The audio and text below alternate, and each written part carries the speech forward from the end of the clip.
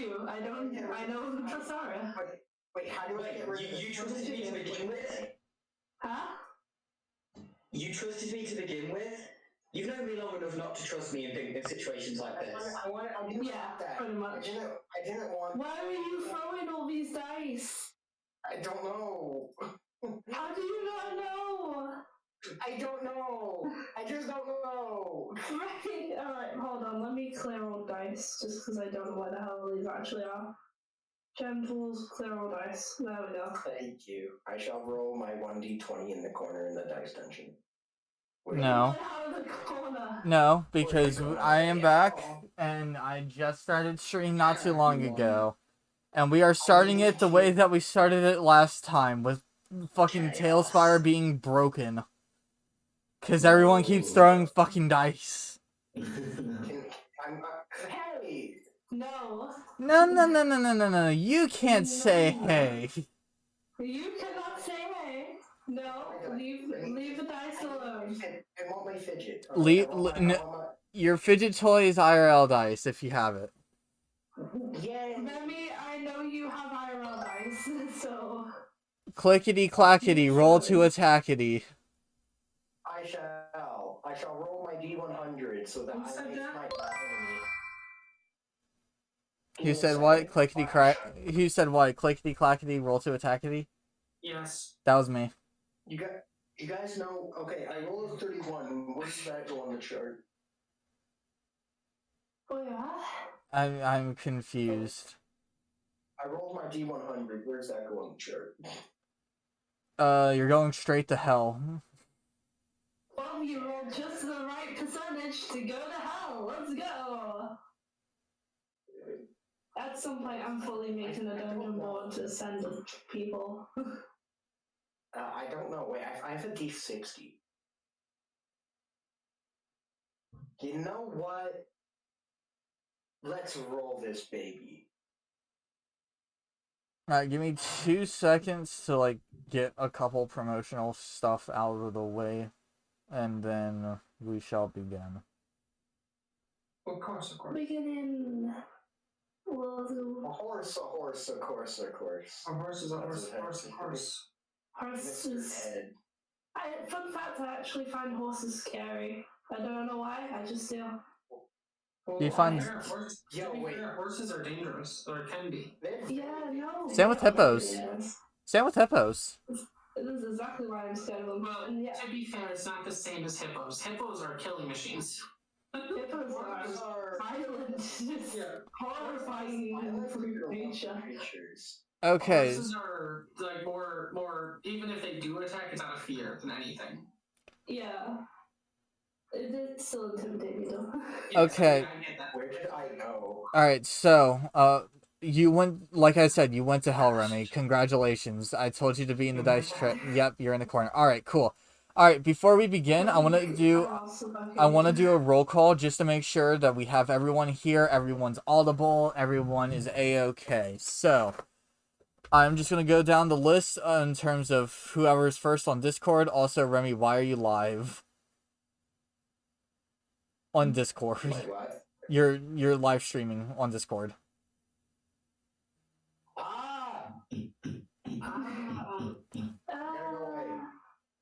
Wait, am I in this corner? Why is this? Yeah. Okay. All right. Now you're. I deemed it so. All right. So we know Remy is good. We know Blair is good. Alex, you good, buddy? Yeah, I'm chilling. Okay. Arya. Yeah. Kelly.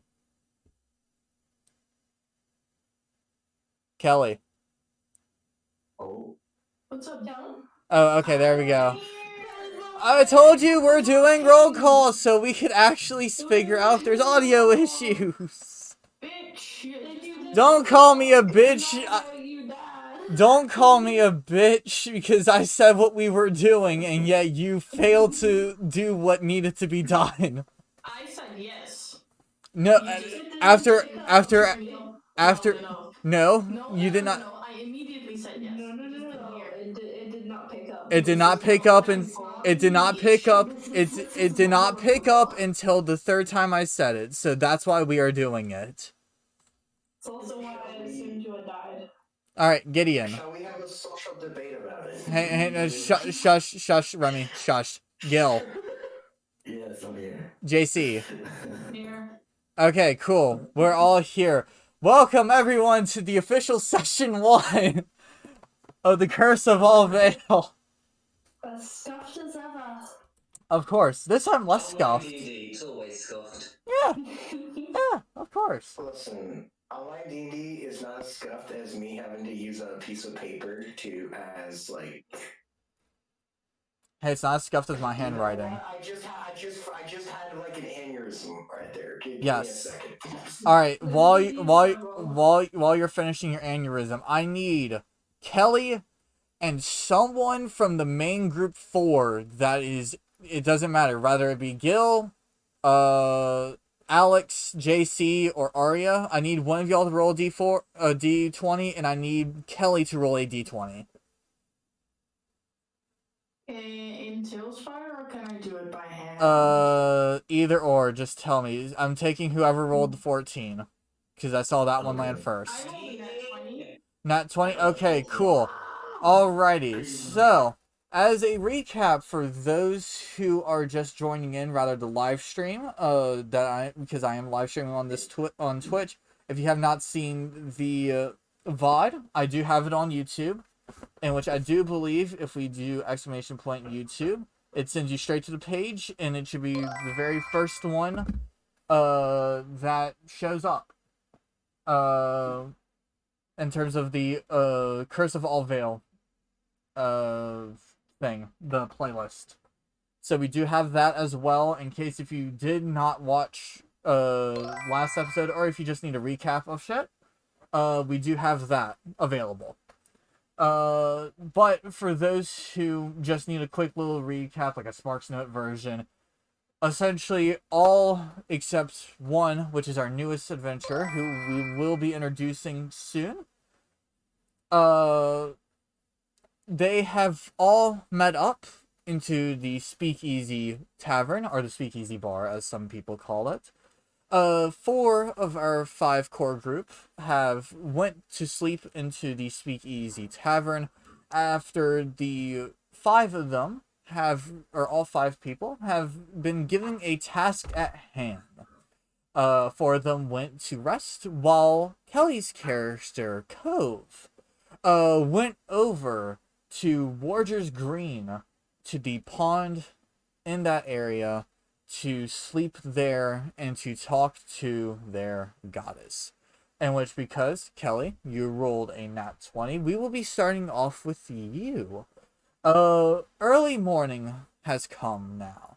It is about 8 o'clock in the morning now. You fell asleep into the water, the big body of water that is in Warger's Green.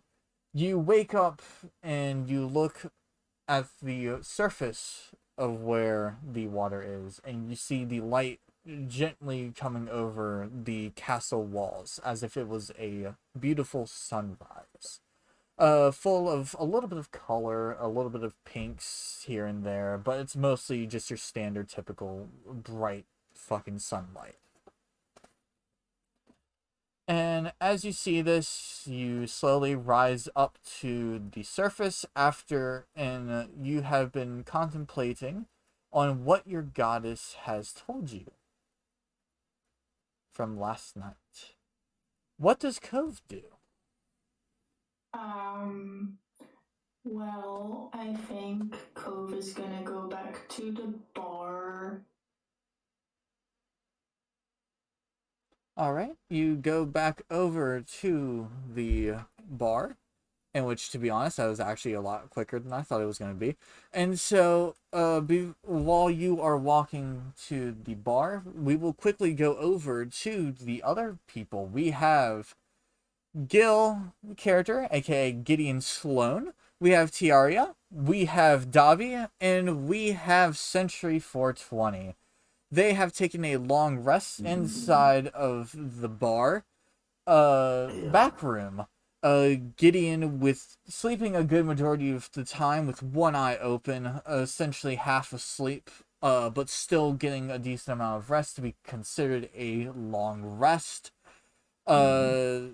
Dobby also having a long rest as well, sound asleep. We have Sentry 420 tinkering with some notes throughout the night. Tell me, what were Yes. you working on? So currently they are working on finding a way to make their crossbow auto-load. Ooh, so like an automatic crossbow, essentially. Yes, basically I'm just working on stuff that might, when I get second level, I'll get infusions that will allow me to do it, and they're just working on the bits to do with that. Okay, and I know that you've been working on that a good majority of the night with occasional rest in between. Yeah. And then we also have Tiaria, who is in the most brightly lit room available, waiting for the sunrise so that way you can feel nourished and also very well indeed when the sunrise comes up. Morning. It's about 8 o'clock in the morning. The sun is finally going into all the windows and hitting somewhat from angles, slight angles in the skylights that are protruding. And everyone is now awake. What would y'all like to do? Would y'all like to stay in the rooms or would you like to go out?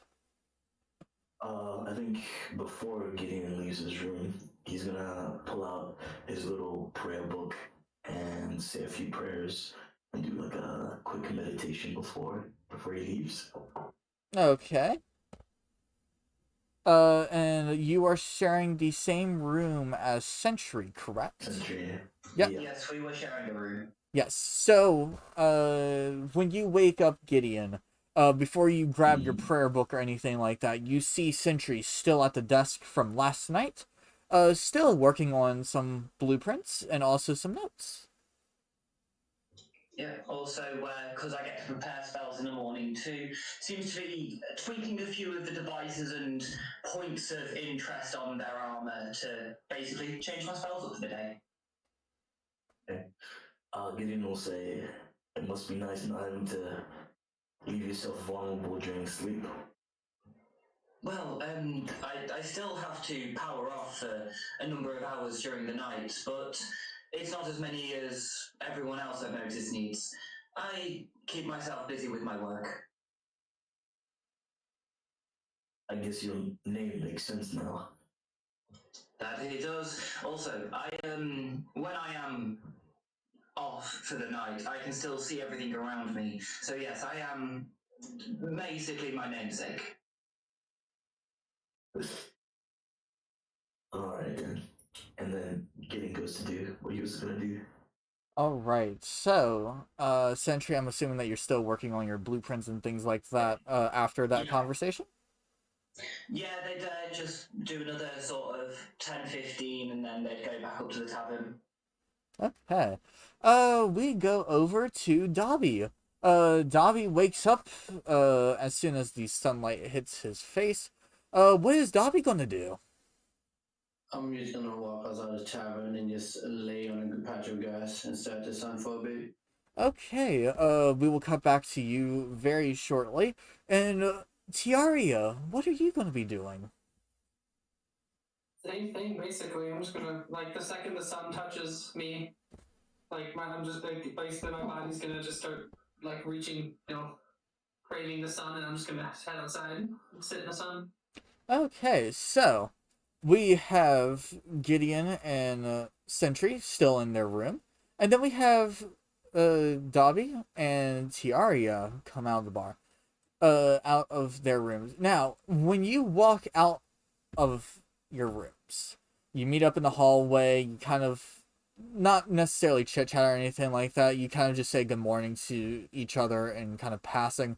And as you walk out of the room where the banner is, you see the barkeeper having just a very small chat with a brand new person that has entered the bar.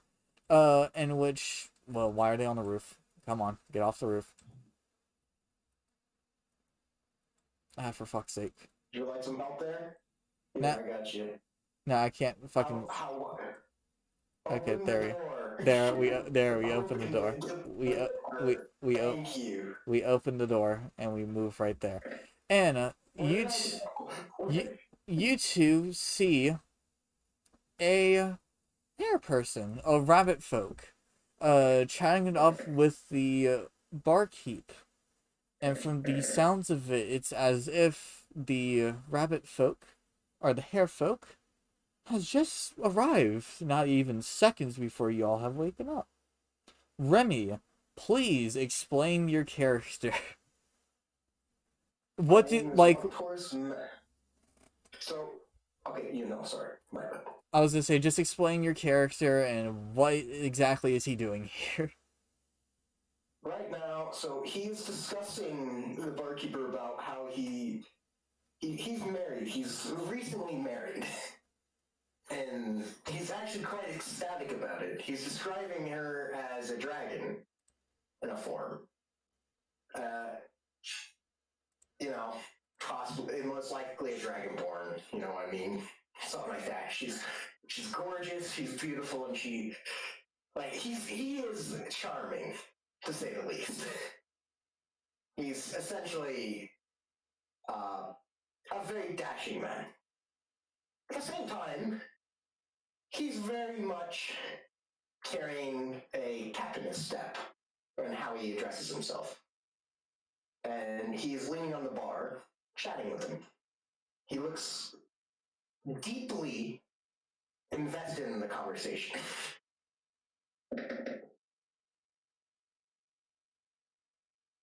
And what are y'all two talking about right now? Apparently he's talking about his wife. Very much so. And he gestures to he gestures to a lute on his back as they're talking.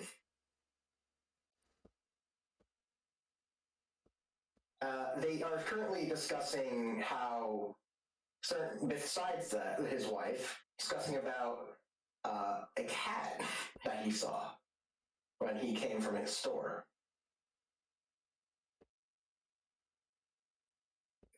He's currently asking questions about it too. Like, why did he see a cat bring him here? And at the same time, you see two rats on his shoulder. One that is white, one that is brown. They seem to be crawling around him. And he just picks one up and starts petting one, as he talks. Okay. So, Tiaria and Dobby, you both see, exactly what Remy has said in terms of one Taurus. And you just see this rabbit person just kind of pick up a rat from his shoulder and kind of pet it as they are deep in conversation in terms of a dragon and also a cat. Do y'all acknowledge this, or do y'all just go about your day? I have to spend time in the sun every day, so I'm just gonna fuck off. Alright, so you kindly... I'm gonna leave, sorry. You kindly, quote-unquote, in your own words, you kind of just fuck off. You just go outside and you go and enjoy your day. As you're laying in the sun, you also see Cove arrive. Dobby, what are you doing? It's 7 in the morning, but I just want to go outside, enjoy the sun a bit. Alright, so you also kindly fuck off, and you join, Tiaria, in the sun. And once again, y'all both, as, y'all enjoy the cool fall breeze, see Cove arrive. Cove, you see both Tiaria and also Dobby just kind of chilling in the sun a bit, in front of the tavern. Do you acknowledge them? I'll just nod my head at them. Like, give a nod. Kind of like a good morning nod. Yeah, that's it. Alright. Do they return the nods? Oh, yeah. Oh, He just says, I say good morning. I'd probably do the exact same thing that I was taught and just like do a very big like side to side wave. One wave of the hand. Hello. During this somewhat kind of what seems to be like an awkward yet kind of satisfying good morning, you go into the bar and you notice a hairfolk talking to the barkeep.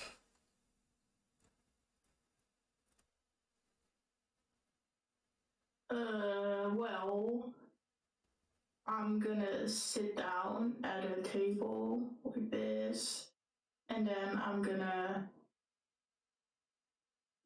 grab my book and I'm gonna make some notes. Okay. Does Juan Torres notice this, or is he still deep in conversation? He seems to disengage, but he does seem to pull his loot out, and he goes over to the table, like in the corner of the bar, to the far left. He sits on the stool. Kind of like right here. And he starts playing. Yeah. All right, let me see. I can't see my character. It's in the bottom. It's in the left-hand corner. Where is... I can't see him. He just disappeared. Oh, there he is. Yeah. Hi, buddy. There he is. So yeah, he's just sitting there. May I roll a performance? Yeah. Go ahead and roll, that's the wrong song, but go ahead and roll for performance. He rolled a 18. 18, alright. So, please explain the song that you were playing. It seems to be, it's an uptune song, but at the same time, he does not he wears a solemn face as he plays it. He seems to be thinking as he's playing this song quite hard about it. At the same time, he looks dissatisfied about something. Okay. Does Cove acknowledge this, or does she just listen to the song in contemptness?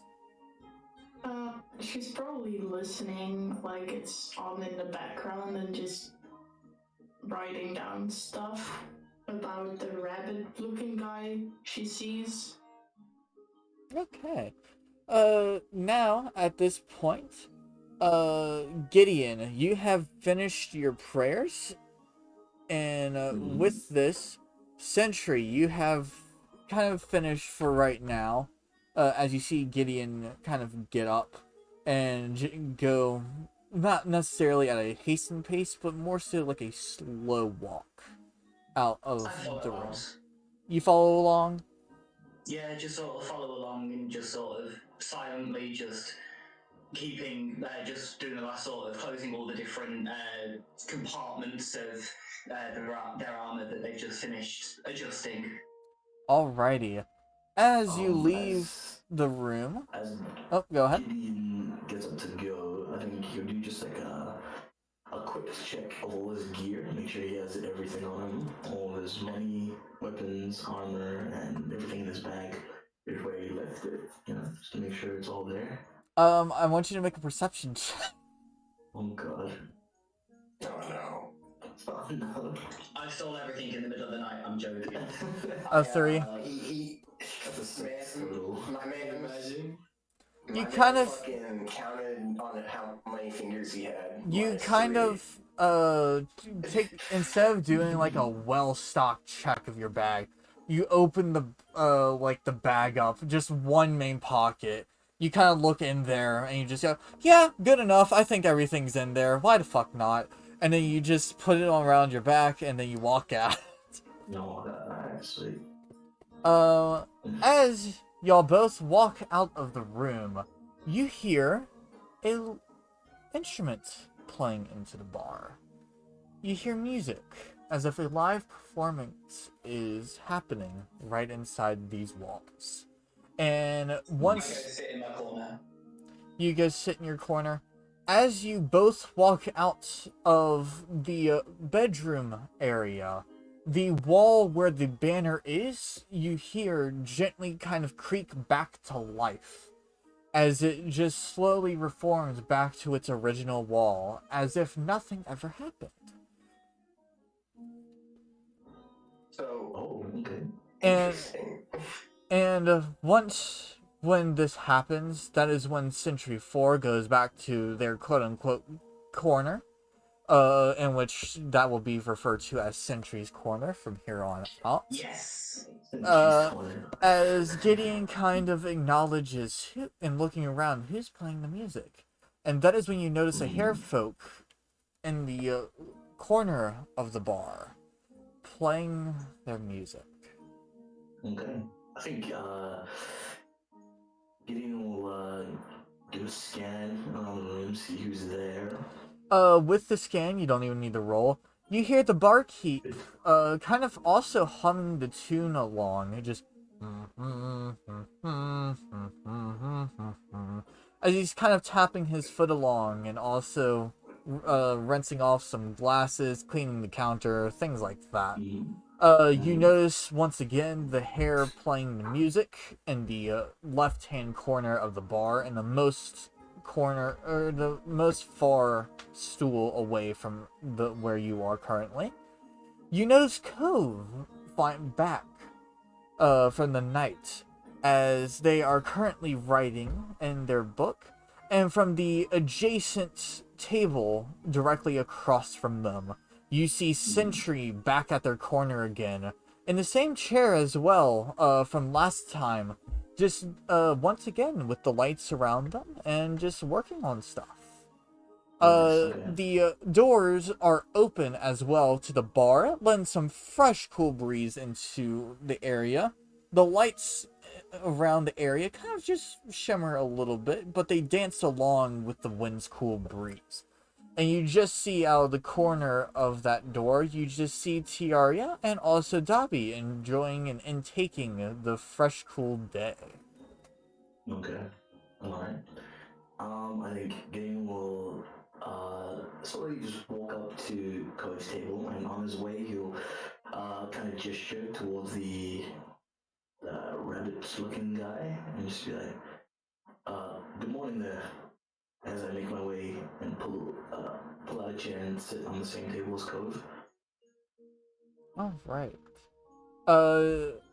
Juan Taurus, do you, as you are playing, you notice this person kind of say good morning to you as they pull up a seat next to this water genasi. I look up to him and I say, I give him a good smile. I say, good morning, sir. How are you? Fine, thank you. He turns from like a concentrated like grin like face to like a cheerful just like good morning. Hey. Okay. Alright, you good.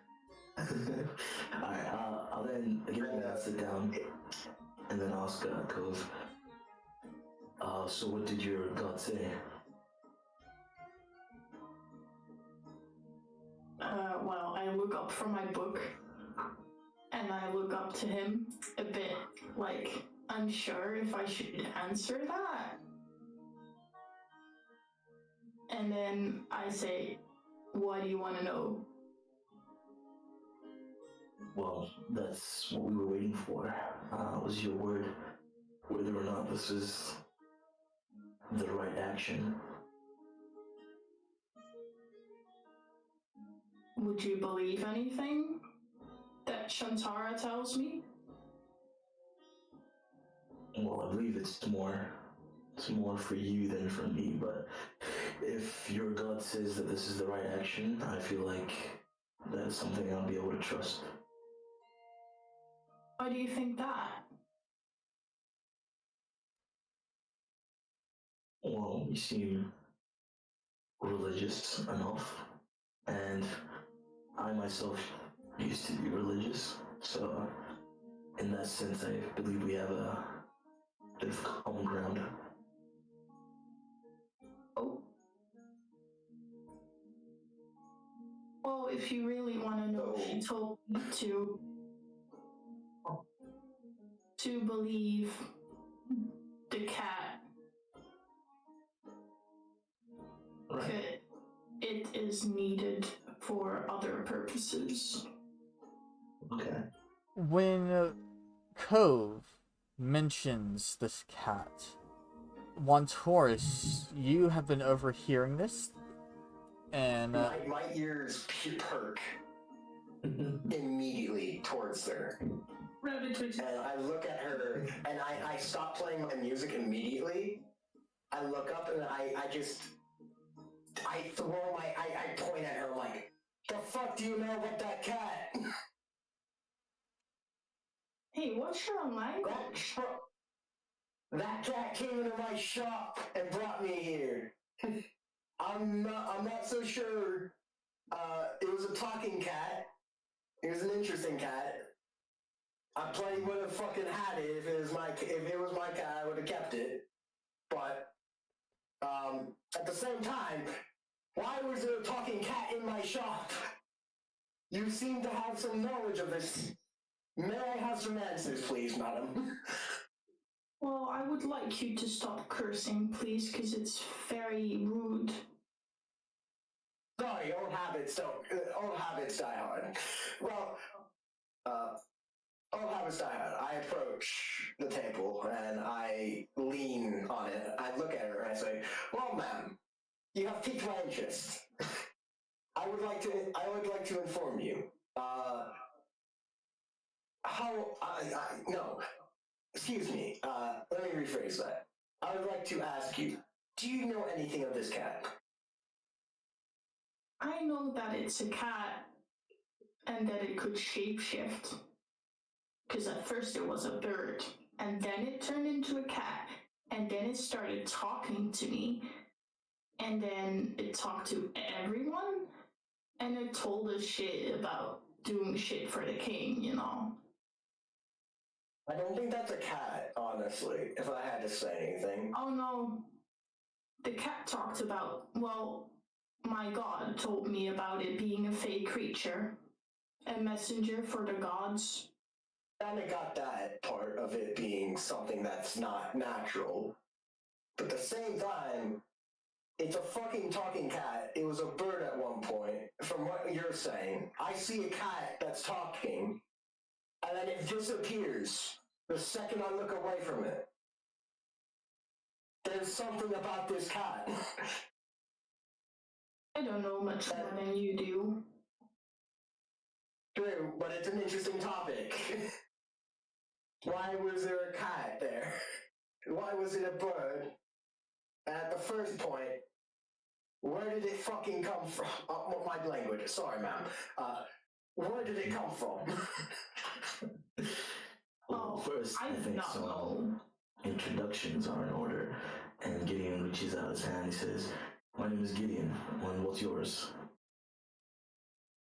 So he goes up and he grabs your wrist and he vigorously shakes it, and he says, "Hello, sir. My name's Wantoris. Wantoris Vanderbilt Memories. How are you?" I'm quite fine, thank you. And you were saying that you also had an interaction with this cat. Yes. I was opening my shop and I had to close it very quickly because a cat talked to me, which frankly was quite distressing on its own. Because most animals, I gesture towards my rat, don't talk. And if they do try to communicate with them, they're very simple phrases. I see. Like, here, there, enemy, or food, water, stuff like that. I can talk with animals to a certain degree, but not really. It requires assistance, magic and shit. So, shit. Fuck. Okay, sorry for cursing. Things. It's slip of the tongue. Old sailors say, you know. But, where are my manners, might say? I do have to say, it is quite distressing when you realize there's a talking animal in your shop, and the number of reasons are pretty much unlimited when you realize this thing is talking to you. You could think that, oh fuck, this is an actual person. Nerd, please, welcome on in. How are you doing today? Sort of devilish Welcome to creature the that has walked into D&D my campaign, The shop, Curse brought me of here to All this Vale. wonderful This is the establishment. official session Now, 1. since it brought me to this wonderful This is technically session establishment, and I got 2. to sit here and talk to a Last lovely week we did chatty session lady 0, like which was the you, introductory of most I of have our no party. problems with it. However, I would like to know more about it. This is now a personal business of why is it there? Well, Did you just interesting call thing, me a we were- lovely lady? Yes, I did. Because you look fabulous. However, I am taken, so I will be off. I'm 16. You're a lady. You cannot change that. You will eventually be that, and hopefully you will be up to the opportunity at hand in marriage, because it is quite a lovely thing when it happens. Well, I do hope it happens, and I already have my eyes on someone, but that doesn't matter to any of you. I go up to her, and I go up to her, I pat her on the back, like, hard. I'm like, good for you! Oh my god! Congratulations! Oh my... Ooh, nice. I am so proud. I don't even know you. And reading the 5e player's handbook? Ooh, so I've recently been on like a D&D run, but I have 22 books of nothing but like D&D books. I'm gonna do the chuckle. It's like he's like tapping her on the back. He's very jolly. As this part kind of ends, Tiaria and Davi finally re-entered the bar area after How long has it been? I would say with the music as well as the conversation that's going on, I would say the conversation lasts for a couple more hours. So instead of 8 a.m., it will be currently about 10:30. Oh damn, that's a long time. Hey man, I took a nap out in the sun. Yeah. While she was gazing. I can grab the remaining half an hour throughout the day. You grab the remaining half an hour. So let's. I need 3 hours of sunlight per day. So. Well, you will. The remaining half an hour throughout the day. Well, you will be returning outside here shortly because you do have a camp that you need to investigate. So you will definitely be returning outside. Yeah.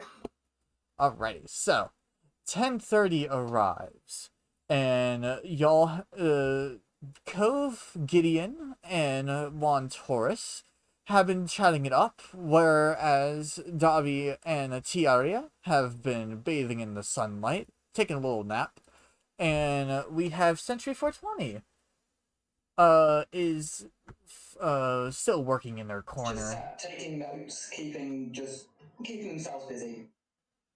Yes. And Davi and Tiaria finally come back inside, and yeah, y'all know that now that there is a camp that you need to investigate, one that Davi has known of since yesterday on his travel here. I know about a camp. I remember the screams. Yeah. Oh, the one thing is a story camp. Oh yeah, I do know about it. Yes. I do know about it. I was already to say, if you actually forgot, I need you to roll an IRL intelligence. Absolutely. No, because like the camp was destroyed. You said I couldn't find anything. I didn't think there'd be a point to go back. Yes, the cat has told you, as a recap from last episode, that you have visited this camp that has been quote-unquote attacking these merchants and people crossing the road. But when you search, there was nothing but corpses and also the empty caravan, or what is left of the caravans. And they told you specifically to kind of go in sneakily instead of bursting in, so to say. I see. So this time we sneak instead of running in. Got it. So, may I ask something? Sure. What's up? All right. So may I inquire? Can I be talking to my ring at the moment? You know. I want you to make an Arcana check. All right. I rolled a 14 plus 2. 14 plus 2, so 16. Yeah. Alright, so, when you talk to this ring, how you know that you are going to get a response, or in case if you need to talk to them, or if they talk to you, your ring will glow. In which thus you need kind of like a focus on arcane to be able to actually do so, to get a good connection going. In which after a little bit of time, not too much, I would say probably at least 30 seconds, give or take, of trying to get this focus in, you finally manage to do so, and your ring glows blue. What would you like to say? Oh, love. It's been a little bit. How are you? Your ring, after you finish, the ring glows kind of like a dimmish blue, as if it's like receiving the message.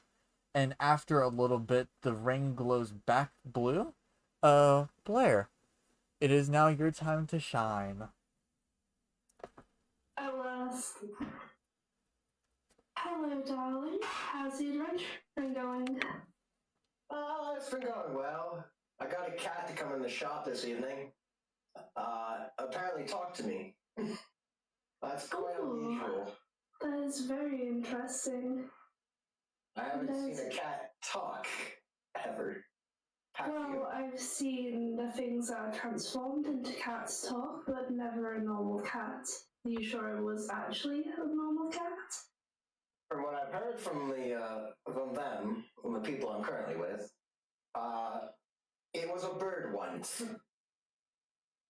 Then that's not a cat, my dear. I keenly aware that if it does turn into a bird and then a cat, that is not a cat. For my best of thinking, for my guess, it could be some sort of changeling or something upon that. But from what I've been told by someone's god, it is apparently a messenger of a god or something. So it's not something I can meddle with or mess with. But at the same time, this fucking cat is absolutely smashingly cool. It is adorable. Most cats are adorable, darling, but this one is adorable and interesting. Absolutely. What was the message? So I don't know, but from what I know, she had a message from her god. She talked about to her god. I've got I don't know what 3 it was about, 5e core books, Multiverse her Monsters, god Prince said this Apocalypse, cat Tomb of is a Annihilation messenger coming of in, God. Dawn of the Necromancer. From I my don't have knowledge, Dawn of that's the as far as I Necromancer, have nor Tomb of Annihilation. conversed with. I have But they this. seem like lovely chaps. These And people on you're top of that, talking to, maybe you should find out more from them. If they've got a message from God, they'll definitely be very interesting and fun people to hang around. Curse of Shroud, Ebron, Rising Black Information is my Princess strong of the suit. Apocalypse, I do love that. and That so is on and so forth. fun to know. Dawn is a third party. Very important. Okay. The only Alright, I'll be in touch. third I'll be party back in a books I bit. have is Tome of If I don't Thieves, respond, call me at some point. the Or just 3 of the whatever. Tome of Whatever you Beasts. do. I will. Say it all. And I tap the ring. And when you tap the ring goes from a blue glow, and it gently fades into basically a dim blackness. It does not glow anymore. Instead, when it deactivated, essentially it turns like a standard black. The ring itself, I'm not sure if you have a description of it. It's is green. just a standard ring with like a gemstone into it. Yes. It looks like a green gemstone, but at the same time, it does turn black when it's off. Yeah. When it turns off. And in the middle, it is black, but on the outside, you look it's green. Got it. And I want. Let's have Gideon, Tiaria, Cove, Dobby, and also Sentry 420 make a perception check. See if y'all notice this. With a 17 plus 3 for a dirty 20, I probably do. Yes. With a 16 plus 4 for a dirty 20. Nice. 15. With alright, everyone passed. So 18 for me. the second that everyone kind of gets up and kind of discusses about the route to take and whatnot, you just see a blue glow come from behind y'all as everyone turns around simultaneously to discover this hair talking to a blue glowing ring with nothing else coming out of it in return. I immediately, Sentry's like incredibly fascinated and will go straight up to them and just like grab the hand and start looking at the ring. Hey, hands on the merchandise. This is something special. Oh, Wait, what are you doing? Sorry, not used to dealing with people. Right, there we go. Put myself in the right place. Sorry, not good with people. Hi, my name's Sentry. Is that magic? Yes. Oh, awesome. I am also magic. I can tell. You look like a construct. A lot of you come into my shop. Various races. I've seen constructs like you come into my shop once in a while. No, you wouldn't have. In this world, I'm one of the first. Yeah, in this world, they're a prototype. Oh wait, shit, okay, well... I am a prototype. You've never seen anything like me before. There ain't nothing like Retcon. Interesting. Sorry. Info, please. Please, DM info, please. There you go. Okay, what are you, per se? Are you wearing a mask? Costume? You look very pallid. This is my body. I am a mixture of, and you take a better look at it. It's a mixture of leather and bits of scrap metal, and it's like a very rush put together job sort of thing. It looks like, but it's also very well functioning. I go up and touch him on the head, and I'm just examining. I'm like, fascinating. I've never seen something like this. I've only seen something like that as, well, I pull up my ring. I'm like, something like this. I just gesture with my ring finger and it's like, this, something like that, magic. Besides my loot and this. I am also magic. I can do my own magic as well. I overheard you talking about a cat. Should I assume you are joining us?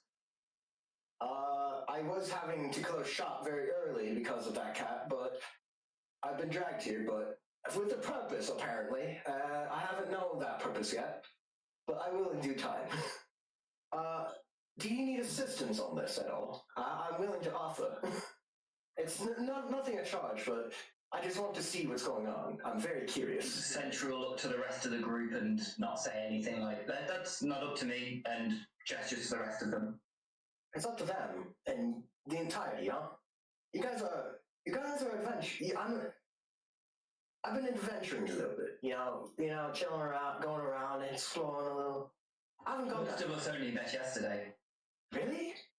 Yeah, we kind of. You seem to have your own little thing going on. I noticed that some of you were doing stuff. Different things at the same time associating. It was a cat. Yes, that cat brought us all together and made us listen to each other and has asked us all to work together to clear out some business. What kind of business specifically? Like, why? What ulterior motive could it have? That's the thing. I was offered coin. I don't care.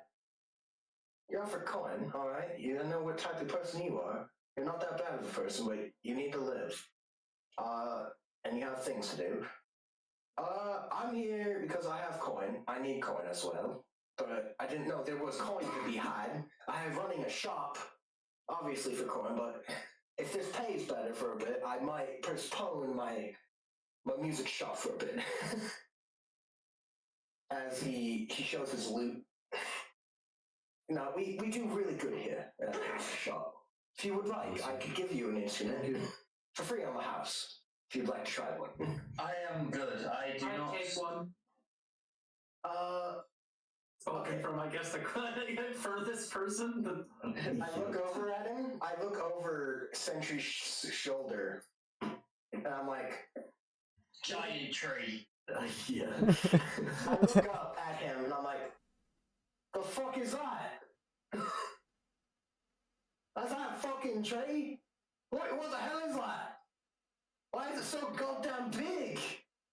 That's what she said. Whatever it is, it's so fucking beautiful. Whatever it is, I'm getting to look at something I haven't seen in a while. Whatever. You big man. I think I have the right instrument for you. How would you like to play the fucking drums?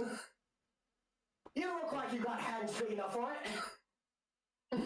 I don't know what they are, but The instrument. So what they are is you use your hands to make music. He pulls out. So Juan Torres, he pulls out a bag very hastily. He pulls out his rapier, and he emphasizes it. Like he pulls it out of a sheet. He pulls it out, and he just taps on it. He's like something like that, you know. He goes tap tap tap tap tap tap tap tap tap tap tap tap tap tap, something like that, you know. Use your hands though.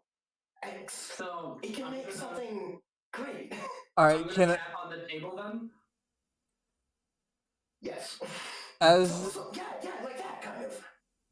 I don't mean. And, I'm gonna guide him as well. I was gonna say, I don't mean to cut you off, Arya. From the fucking fabulous joke that you made, you gain inspiration. Hell yeah! Wait, what? That went. That I heard it. Yes, I heard it. Can we give inspo for that? Yes, I am so happy that I made that joke. Yes, it went under. It went under. It went under, but the DMs have caught it, and we reward you with inspiration. Congratulations. I laughed. Oh my god. Wait, what was the joke? I need to know now. So you said that's fucking big. I've never seen something that big before, and I went, that's what she said. Oh my god. No, you deserve it. You automatic. You deserve it. Interrupt into the conversation. Yeah, no, there's a reason I stay muted for shit like that happening. That's so good, dude. I really like it. That was amazing. So I'm gonna continue. So can I roll? How do I guide him? Do I To be fair, it would be more so JC role and performance with advantage, wouldn't it? Yes. Anything that help action is Yes. Yes. So, JC, if you want to be guided into doing this, I want you to roll for performance with advantage.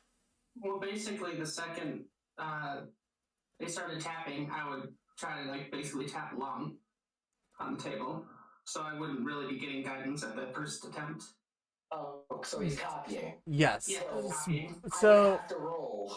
not yet. Hold on to that for just a moment. If it's mimicking, then technically, yeah, it'd be a roll from Remy first and then a roll afterwards. Alright. To see how well. Yes. So, Remy, make a performance check. And 16. All right. Yeah. So the beat that you play, in terms to allow Tiaria to follow along, is not advanced per se, but it's also not basic. It's a good intermediate. It's like a good intermediate introductory. Tiaria, I need you to make a performance check to see if you're able to mimic it.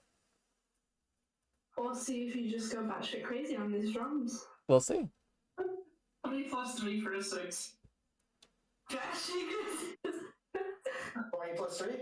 No, 3 + 3 for 6. Alrighty, so, Here's how the scenario goes down. Once Horace, you play a fairly intermediate beat. It's a good introductory, so it has a few like basic taps as if it's in terms of music goes. Good quarter notes, and then you kind of advance it up with a little bit of like eighth notes mixed into there, kind of skipping along the beat a little bit. T Aria, you try to mimic this to the best of your ability. But what ends up happening is that as you kind of tap, your taps get progressively more louder and less inconsistent. So it goes from gentle tappings like this to just big bangs overall, and it leaves a couple marks onto the surface that you're playing on, but it's not enough to basically absolutely obliterate it. I'm gonna notice this, and I'm gonna say, I'm like, oh shit, Oh, as the fucking table. as once slower.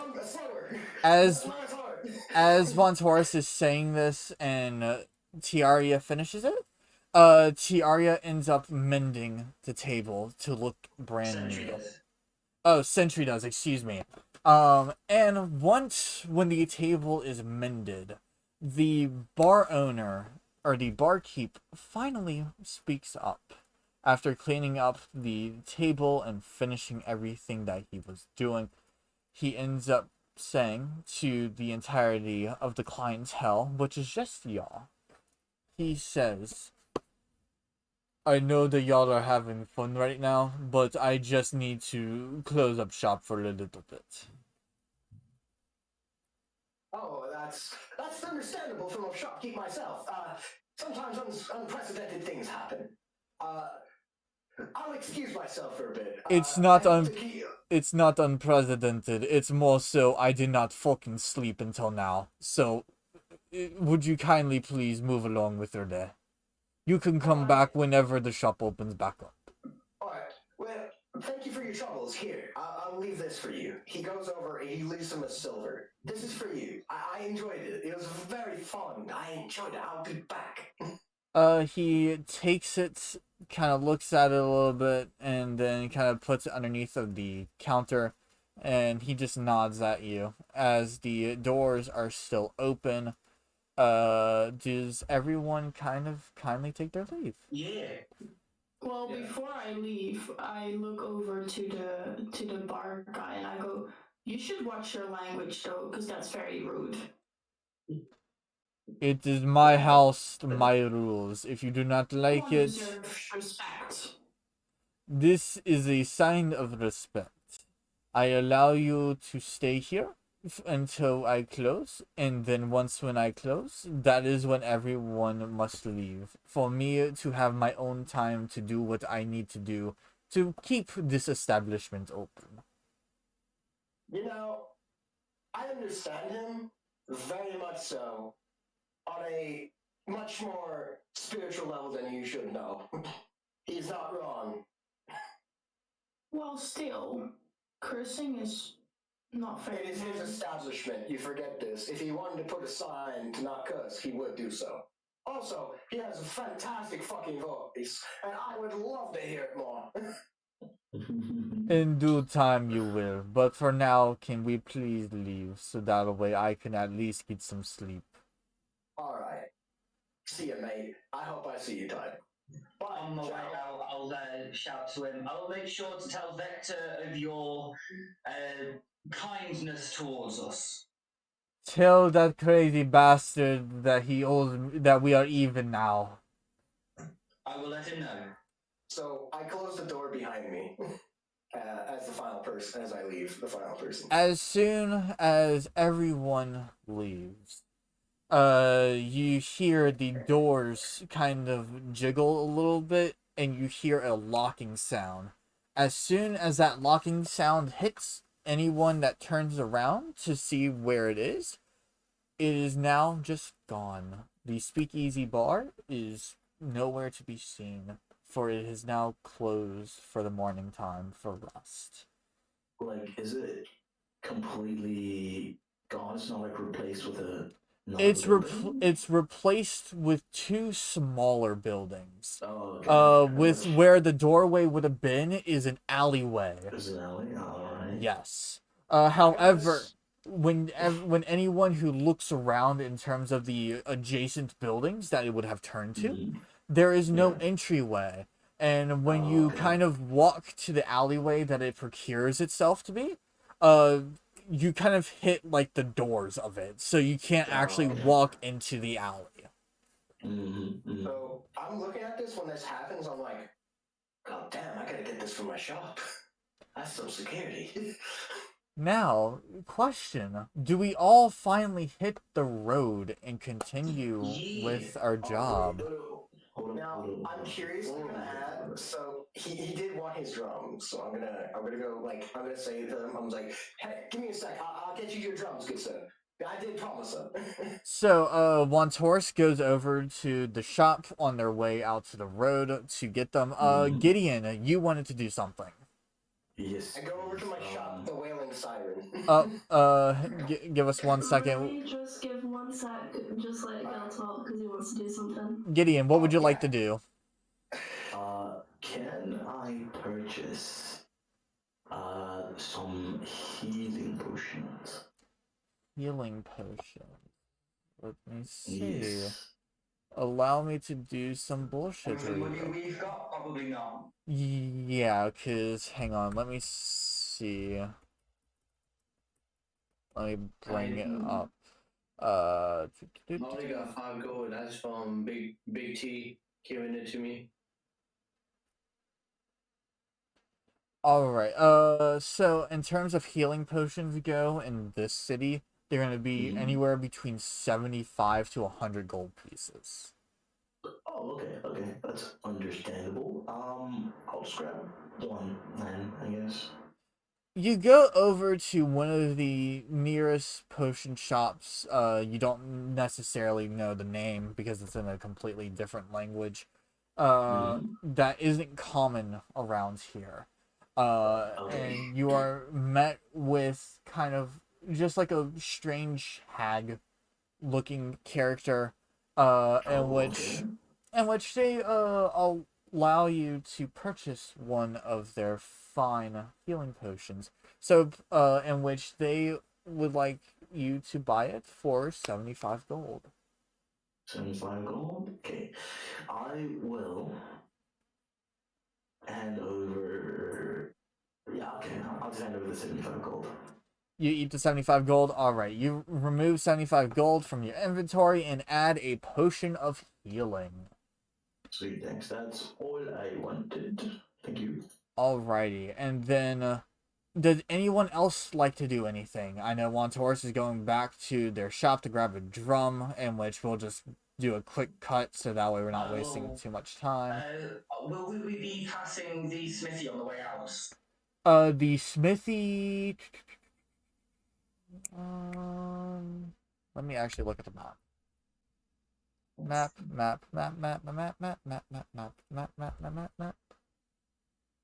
If I actually had the map open. There we go. There it is. Hello.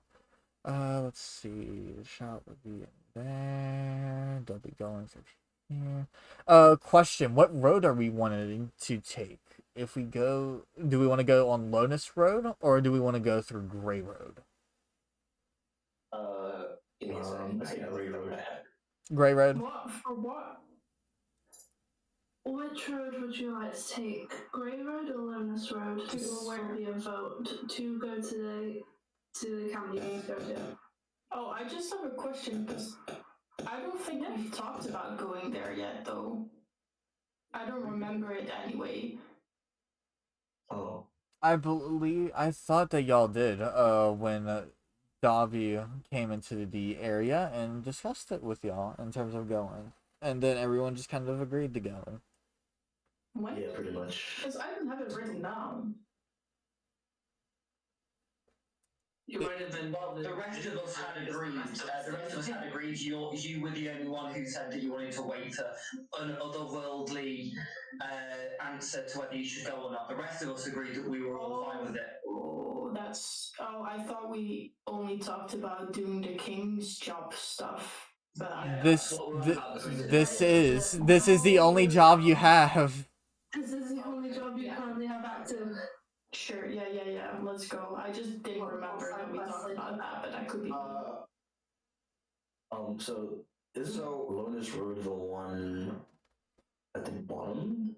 Yes. There's someone at the bottom. Yes, so if we're looking at the map of All Vale, there are essentially three roads that you could take, in which the roads as of currently, hang on, let me actually pull it up because I don't have it. I thought I had a JPEG of it. I guess not. Haha. Me and my dumbass. Alright, so for stream, we pull up the map of All Vale for those who don't know what it is. Lonis Road has two trails, technically three. One is a straightforward path that leads straight to Lonis, as well as the port of Lonis. And then you have, as well, a separate trail that leads somewhat near the ever-reaching peaks, but it still goes to the crossroads that, on the top-hand side, you have direct access to Greyspell. And on the bottom road, takes you to Night Vale, in which from Night Vale you are able to go to Greyspell. And then Grave Road is the upper road that you see that doesn't necessarily take you anywhere except for like the desolate slopes area, in which from there it will still lead you to where you need to go. The main reason I'm asking currently is because Arya's character, Sentry, wanted to see if he passed Vector. And so depending on the road that you choose to go will depend that answer. My character's going to put some input. I highly suggest we do not go up Grave Road. Why is that? I have some keen knowledge that road is particularly dangerous due to the intersection. Oh. For this keen factor that it's highly easily ambushable. It's not very so. They both go through the intersection. You go through the intersection regardless. You do go through the intersection regardless. Oh, really? Yeah. Well, okay, so then I'm going to rephrase it. Well, either roads go that way, correct? Yes. Okay, so I'll say this. We should be very cautious when we go through. And we should be very careful, specifically at the crossing. And at this, he speaks as if he's had experience with this. Okay. I think that goes without saying. I hope everybody understands the danger that we're all putting ourselves in. I do not. Well, big man, I don't think you need to. I don't think you need to worry. We don't need to worry, big man. I give him a set of drums. Like I pick him up from my hands I'm carrying. I give him to him. Here, buddy, practice. Whenever you need someone to help teach you, I'll be around. I'll get you good. I'll get you making music around. We'll have a good merry time, me and you. I see a good relationship of friends coming along between me and you. Alright, so have we decided on Lonis or Grey Road? I'm thinking Grey, honestly. I'm thinking Grey as well. Grey, so we have 2 for Grey. Sentry will just go with wherever the most of the group would go. Alright, so 1 undecided. Alex.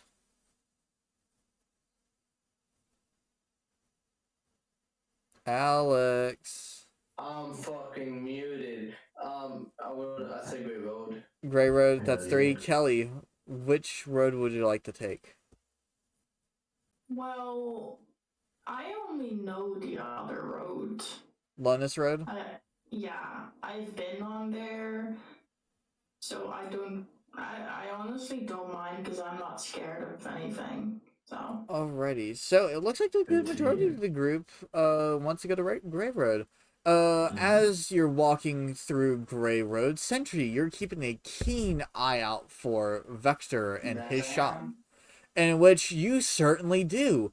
Vector is currently in a rocking chair, just kind of whistling a happy tune to himself as he's kind of like whittling something in his hand. I will approach. Is this a? JC? Is this like a wooded path? It is a somewhat stoned path. A good majority of the paths are going to be basically made of like cobblestone and stone, so it's a paved walkway. Hmm. So no, not like through wooded area. In terms of like in the city, no, but Oh, the city still surrounded. but outside of the city, the road is paved, but there is still plentiful wildlife around in case if you wanted to do something. Once when we go outside of Harding. Yeah. Yeah. Gotcha. Sentry will approach and be like, good morning, Vector. Oh, looky here! You came back. And I see that you brought some friends around. Yes, these are my new companions, allies, the people that I am doing a bit of work with. The bartender at the speakeasy wanted me to let you know that you're even. Oh, did he now? Well, good for y'all. So I thank you very much for that help of getting us somewhere to sleep for the night. A few of us are from out of town. It's definitely helped. But we will be off. We have got a bit of work to do. There is a high chance I will be back to get fixed up after. Of course, of course. You're welcome here anytime, and I can definitely tell that a couple of y'all ain't from around here. As he points to the Dryad and also the Water Genasi. He kind of looks around for everyone in terms of like, essentially like what he's evaluating the group.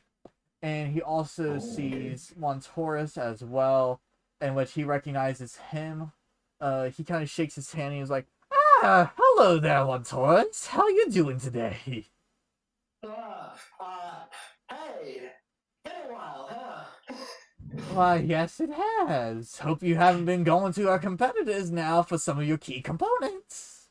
No, I haven't. Honestly, you've been giving me a good amount. And also, you give me fair deals. Other than them, they fucking scam me from all the shit.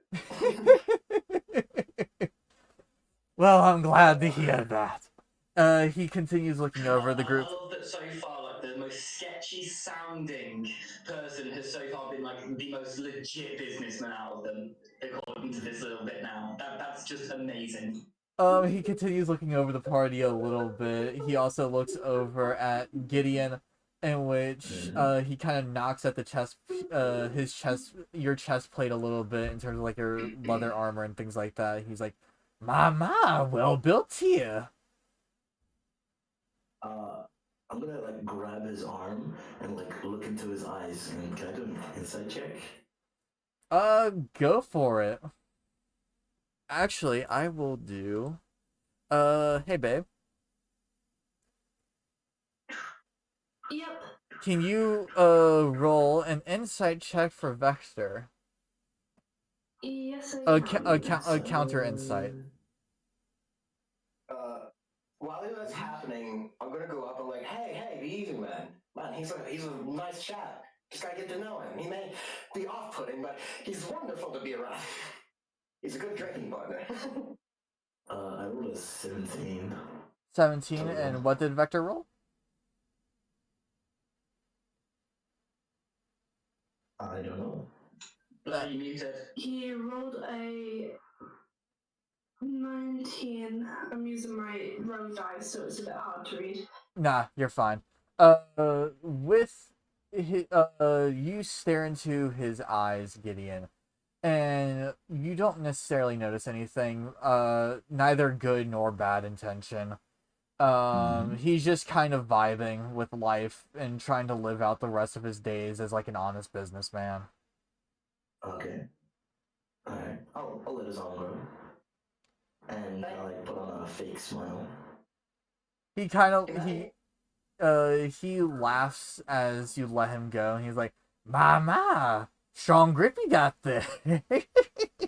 Reminds me back of my old partners." Oh god. That's terrible. Yeah, he talked about that quite a bit. Honestly, he's got some good stories. Honestly, funny as hell. You'd love him. Say, how's your wife doing, by the way? Wife's been doing good. I found a talking cat. Kind of interrupted me opening my shop this morning. Ah, Couldn't get anything out. So no wonder why you met some new friends. Yeah. He could. After he says that, and he continues evaluating the rest of the party, and then he kind of walks up to the water genasi, or not the water genasi, the dryad, Tiaria. Kind of looks Tiaria up and down a bit, and just kind of just is astonished with your size. Doesn't necessarily say anything, but just kind of just admires you. He's just staring at me? Yeah, just kind of looking you up and down and things like that. Just astonished.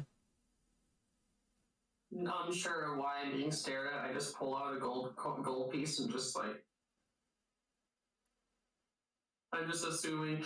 People said that everybody wants these, so I just assume that's what he's after. Oh, no. You put that away. I just never seen someone of your size before. Nonetheless, anyone around here that's mostly wood. You should have seen my reaction.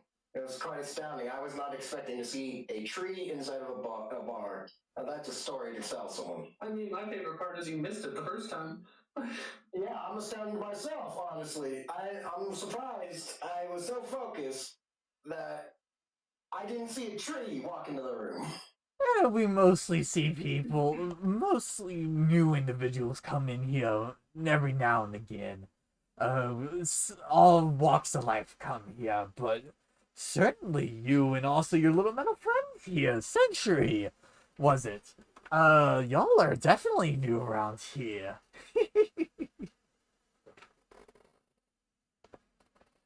Well, I won't keep y'all now. I'll let you be on wherever God's path may give you. I do hope you'll have a great adventure as to where you're going off to. Hey, Victor, when I come back, we'll have a nice drink. I'll see you in a bit. Oh, of course. But before we do, I gotta make sure that we keep our new metal friend here patched up. He takes priority. Yeah, you probably should. Honestly, he looks like he would take a hard beating. He's tough as nails.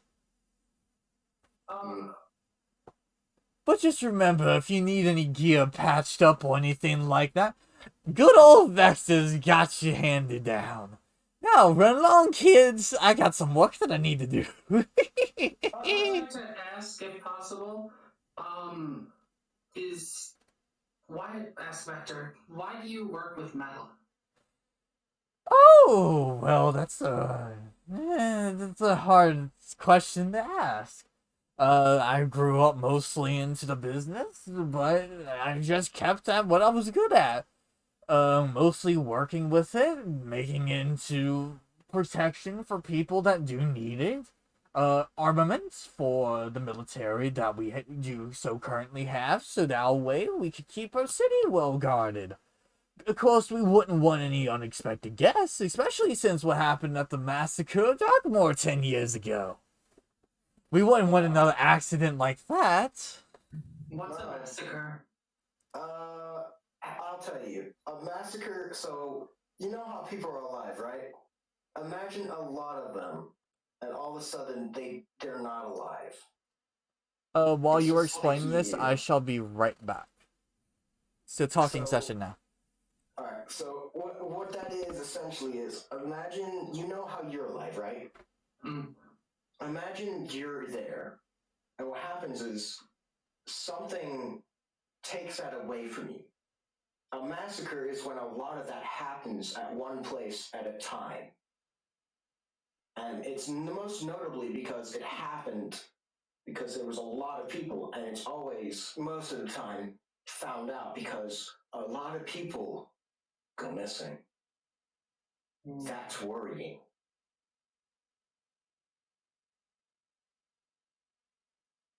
And I do know of this a very little bit, but I don't know much about it. At this point, I just keep staring at the rabbit. I'm just gonna. Talking about massacre, there was a massacre, yeah, maybe yesterday. It was yesterday during midday when it was coming down to Hot Haven on top of the boat where we're going to check that campsite out. You can ask me about it if you want. Do you have any clue about it? Yes, I have some clue about it. Would you like to inform the rest of us? All I know is that there was some sailors, and they were coming back from what should I say, Dartmoor, at Bleak Bay. Got it. Two of them, one of them couldn't hear, one of them couldn't see. They kept chanting something. I can't really recall that precisely, but one of them was fine, and all of a sudden, he just died when he was in captivity. That is as far as I know. He just died. He suddenly died. He was fine when they got him. From everyone else that was on that ship, he was fine out of all of them. And then he just died. Just suddenly died. I don't know, I forget how, but I might recall it later. But from what I know, something's not right. Okay. Well, we better get moving then. Sorry about that grim note. On a happier note, a boy here has drums. No, yeah, see if you can teach Big T how to play something. Hello. JC, you gonna try and play something with the drums? Or Why not? So they are. So I'm gonna say this right now. They are made for large people. So when my guy was holding them, oh sorry. Are you helping JC with it, or is JC just trying to As a musician myself, I will have to. This is my kind of like I got to help them. I've invested my time and also money into them. Then it would be a 13. 10 plus 3 for 13. Okay. So, wait. Baby, you back? Yeah, I'm back now. Okay, just double checking. Your turn. I'm Yeah. just here to help with the rules. I just need drink because thirsty, and me voicing Vector actually like puts a strain on my voice. It's easy to do the same. Dude, I love how my guy has like connections to the city, and like him and Vector are just chummy. Yeah, because Vector's voice, for those who are actually curious about like the voice acting behind some of the voices, for Vector, I have to basically pinch the frontal part of my throat to scratch the back part of it. And so with that, you get kind of like the raspiness of what he's doing. So let's say, for instance, like right now, and then, well, I'll be damned. Welcome, everyone. The down part, the voice I use for gnomes. the low pitch is where the actual like scratching happens, whereas the high pitch voices doesn't more so scratch and more so strange the actual vocal cords itself. It's a fun fact for y'all. I'm a choir kid, so I definitely know what you're talking about. Yeah, I don't know that, but I know how to like manipulate your voice like this. If I were to pinch, I go, "Welcome, brothers and sisters, to the circus." Yeah, exactly. Like that. I barely even need to do that by pinching my throat. I can just do it normally. Alright. Oh my gosh. Alright, so I am back now.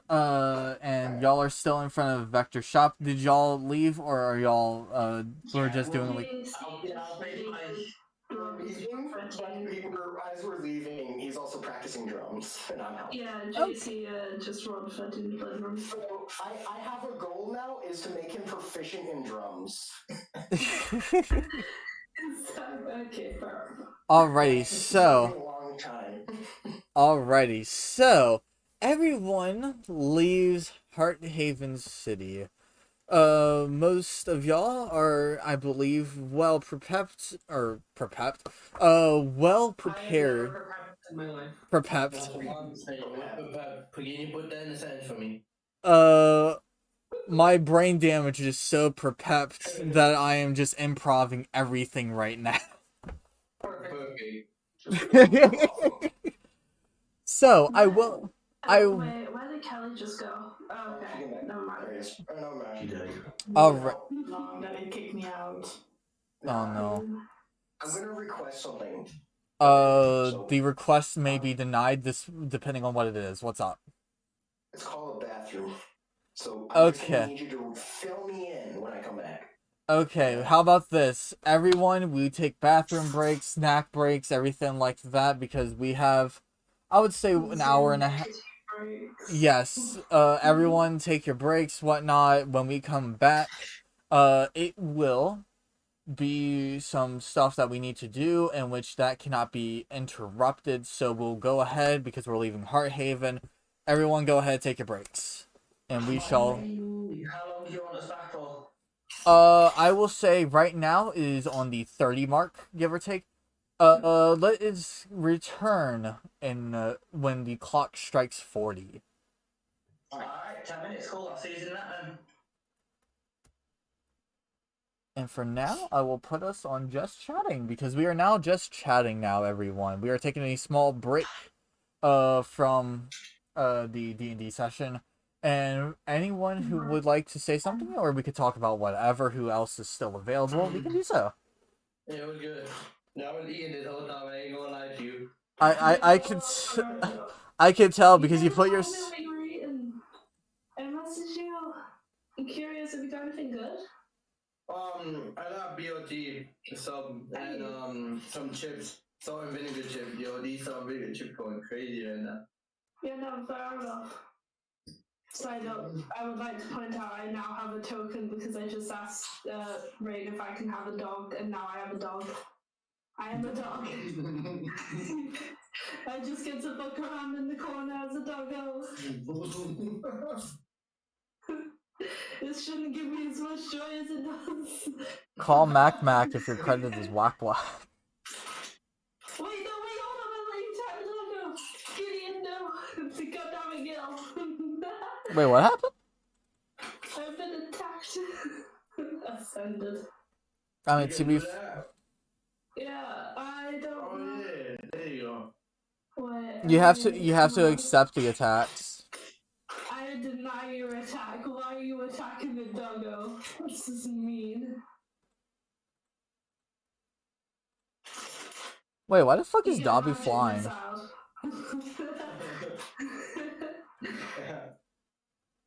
Fight the dog. Oh my god, fucking yes, Kelly, yes. fucking Gil. Go get him. Get him. Go get him. You know what? Ferocious beast. Red laser for you as well. How dare you attack the doggo? Just die already, go. Just die.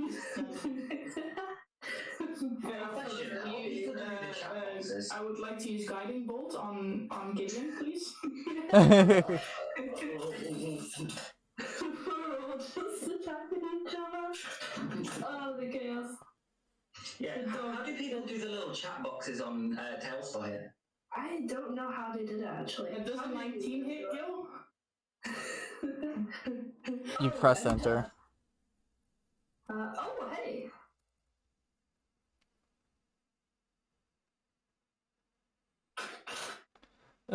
What does the fox say? Beg for mercy.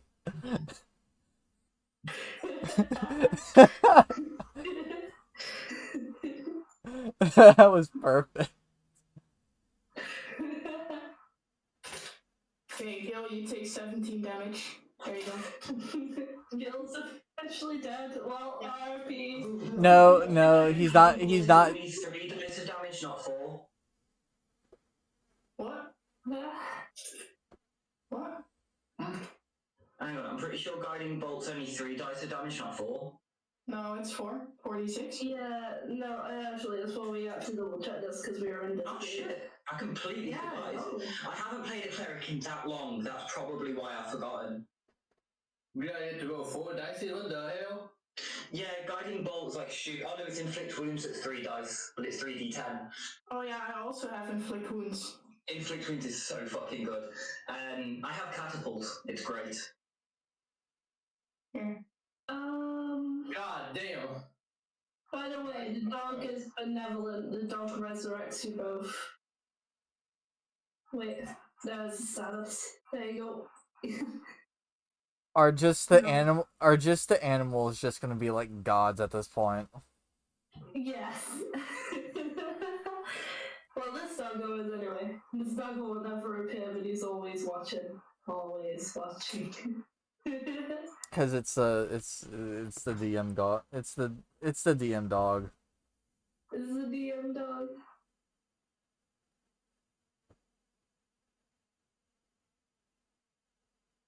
Bring me back my wife. No. No.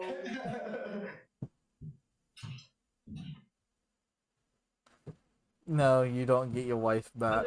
What do I get for this? Damn. You shot me while dead. I just noticed that friggin' attack. Right, wife. Life Secretly, good. Sentry is going to secretly be trying to kill you all. Just I'm already dead. Damn. It's double tap, bro. It's double tap. I know there's zombies in here. Fuck. Damn. Damn. Oh, well, that dice went into the wind. Oh, damn. I'm just gonna. Me roll for survivability. God damn. God damn. I died. Here, I'll let chat see what the fuck is going on. You just perished. Oh, hey, a funny. That's actually really. Actually, now pretty good. dead. That's pretty good. Explosion of dice. Enable flying, therefore you float forever. The explosion of dice can light people out of Tailspire, just so we're clear. Yes, Yeah, so I'm clearing the We'll dice. make sure not to do that too often then. yeah, so let's put it this way. If it's fun rolls like now, do a minimum of like 10 dice. 10 dice minimum. Maximum. Or excuse me, maximum. Excuse me. Excuse me. Ma- 10 dice fun roll maximum. And if whatever the damage is, it's fine as far as like if it exceeds 10 if we get to that point in the campaign. But We can for just do it in bits and pieces and just do section by section. yes, because Tailspire will lag people out if you do like a shit ton of dice. We have experienced that the first session. The doggo likes you. You get nuzzles. You get affection. He nuzzles. The DM dog likes you. I like the equivalence of inspiration. I'm back. No, unfortunately not. I'm back. My bad. Welcome back. I had an impromptu bathroom break. We just did we've just been having a break and messing around. This is the DM dog now. Yeah, I saw that in the corner. Yeah, I've just been messing around with him. He's mine. Oh, I know. He's my little token. Dude, Yeah. I love how you got to actually introduce that character a little bit, like, mysteriously. That was awesome. Oh yeah, no, it was actually really fun. I did not expect that I'd have to do her voice, but then I was like, ooh, opportunity. Yeah, And then I feel like, because I haven't called you, like, the first I day keep is an eye on the amount of dice. week. It's been a week since I called, is, like, the excuse I'm going for. So I'm, like, checking in. To be fair, fun fact, I actually made Rain jealous with that.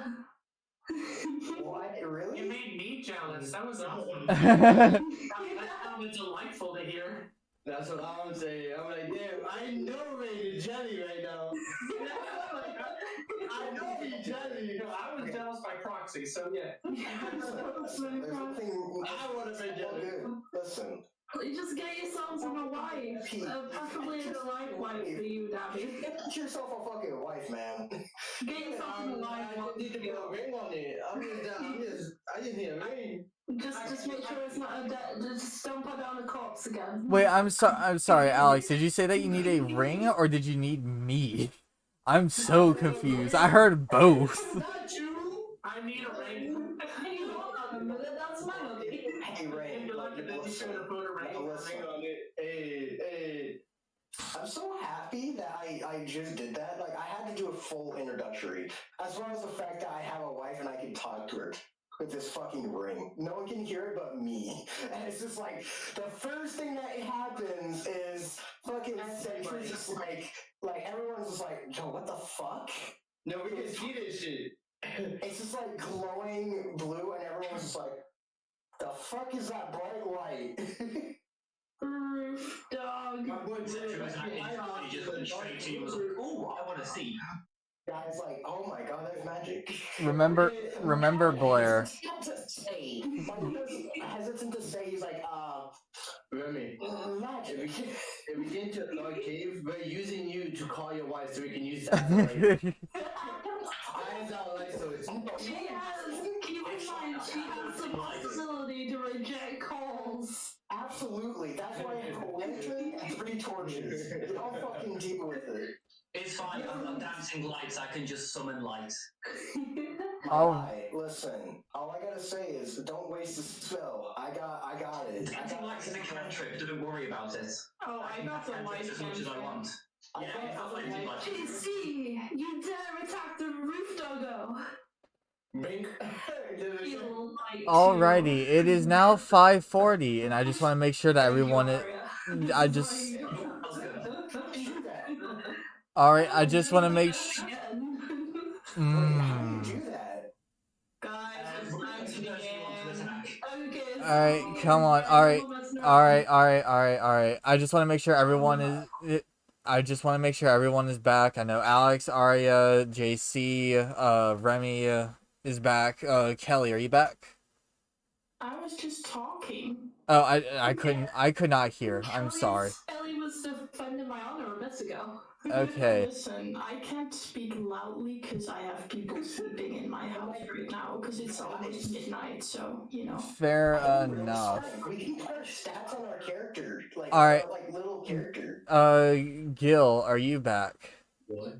Yes, I never left. Alrighty, so we are just gonna go ahead and go straight for what we are looking for. Or, hang on, what is the...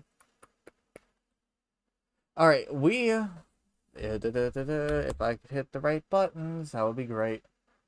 Alrighty, so everyone has decided that we were going to take the Gray Road. The Gray Road, in terms of time travel, I know that in the first session 0, we did kind of not over-exaggerate, but we did hasten the time it takes for you to travel the roads by mere minutes, mostly because I did not want to spend a lot of time actually doing the survival checks and things like that. So, on foot, from Hearthaven to the camp that you need to go at, is going to be a 3.5-day travel. Blair, would you mind rolling for me a D10? KTM's babe, already done. And No, I anticipate let's this see. stuff. Before we head out, can I check the weather for the next 24 hours? Oh yeah, go ahead. What would you roll for that? I don't. I'd say survival. Oh, it just happens. Yeah, so what do you ask? That's pretty nice.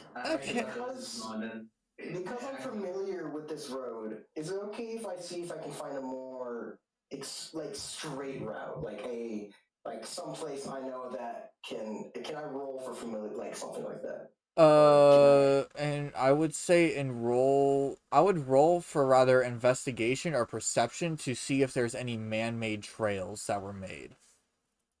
Alright, let's fucking go. Your choice. Investigation or what? Investigation or perception. Whichever one you want. Perception. Alright. That is a 11. 11. So you look around the road of Grey Road, and while you're traveling onto this road, you don't necessarily see any man-made paths, so you continue going on. In terms of JC, as far as the weather for the next 24 hours, the next 24 hours, the wind will pick up a little bit, so let's say that right now it's a cool, gentle breeze. It will pick up a little bit to more so like something that will actually shake the tops of trees. But for the most part, it's going to be clear skies, beautiful weather, things like that. I don't bother telling anybody then. I forgot to roll for perception for proficiency, but I'm just gonna let it go. And in terms of what you go through the first night or the first day of your travel, nothing necessarily happens. I would like someone for the group, whoever would like to. I don't want to see 500 rolls, please.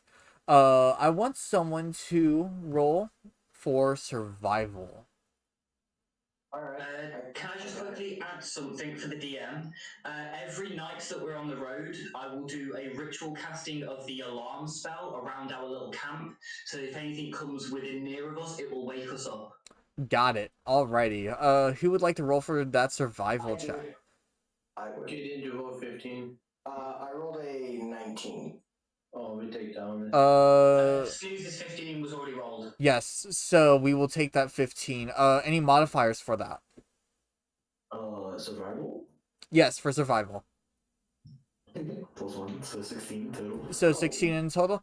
You do manage to find some food along your travels. Each one during that entire day, you did find enough food for everyone who does require it. I know a couple of y'all don't. So y'all do receive 1 full day's rations if you would like to go ahead and add that to your inventory. Yeah, sure. When am I gonna go through all the fucking 6 rations I got for myself? I got vegetables to eat.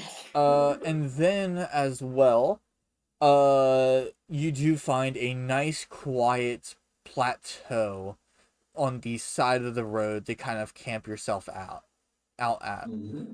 And throughout the night, in terms of you, Sentry, your ritual casting of alarm throughout the night, nothing procs. So everyone had a beautiful, well-rested night's sleep. On the second day. Oh wait. On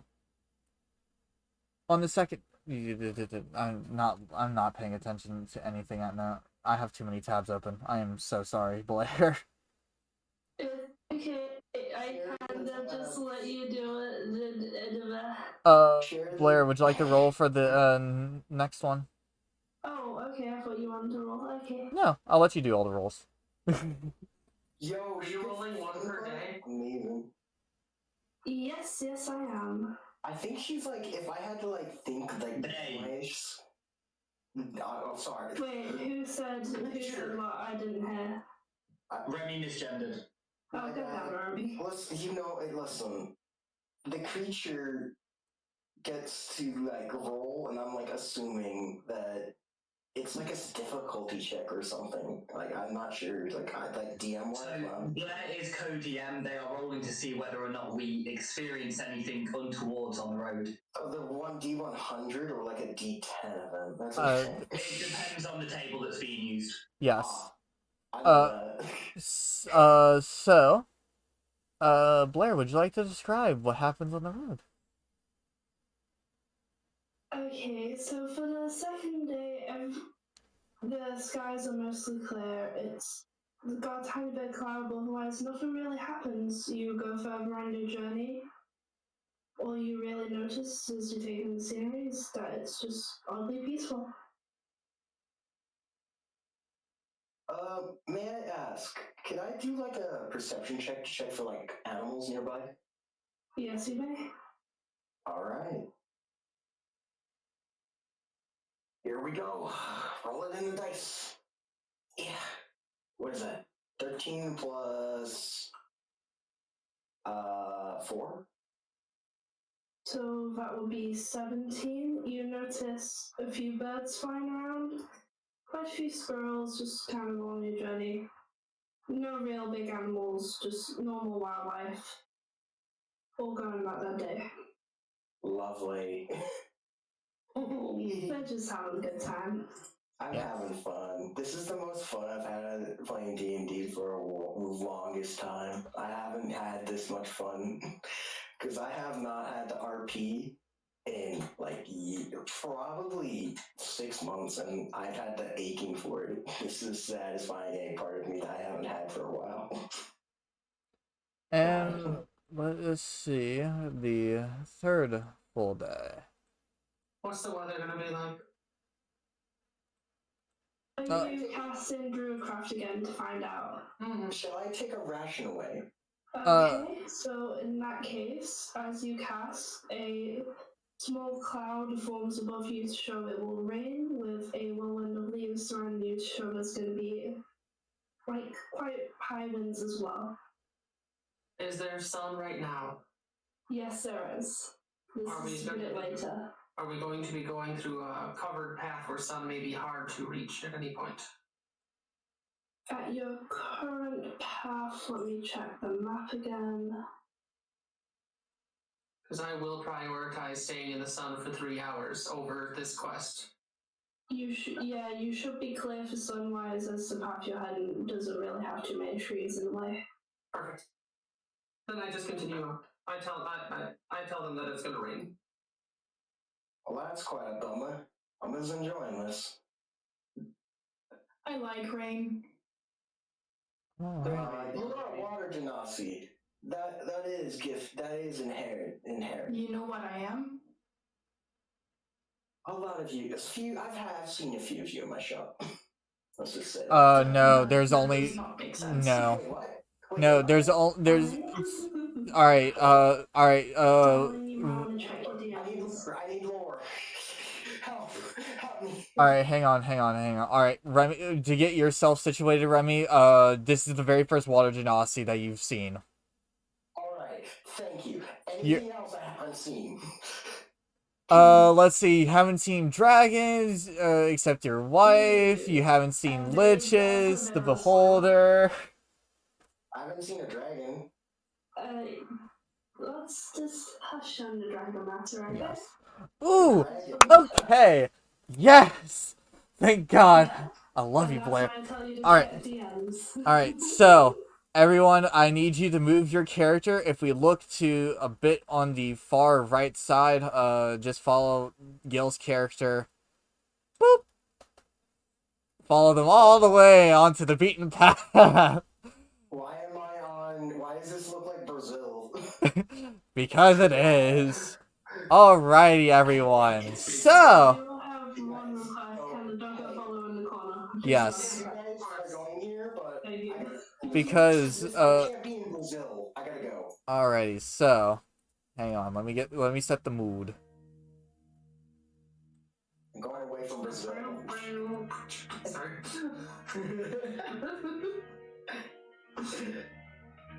Happy hops of a rabbit. So... I definitely set the mood for Alex, I see. Alrighty, so... I will say something rather important, and you can rather reject this, or you can continue on with what. But I will say, whatever happens here, happens. There will be no retconning. From this point on, your actions will have consequences as to what the world has perspired. So, with that being said, what you see upon the road right now, it is late in the evening time. The sun is slowly setting. You're just kind of trying to find a place to set up camp for the third and final day before your half-day journey leads you to the camp. Gideon, I want you to make a perception check.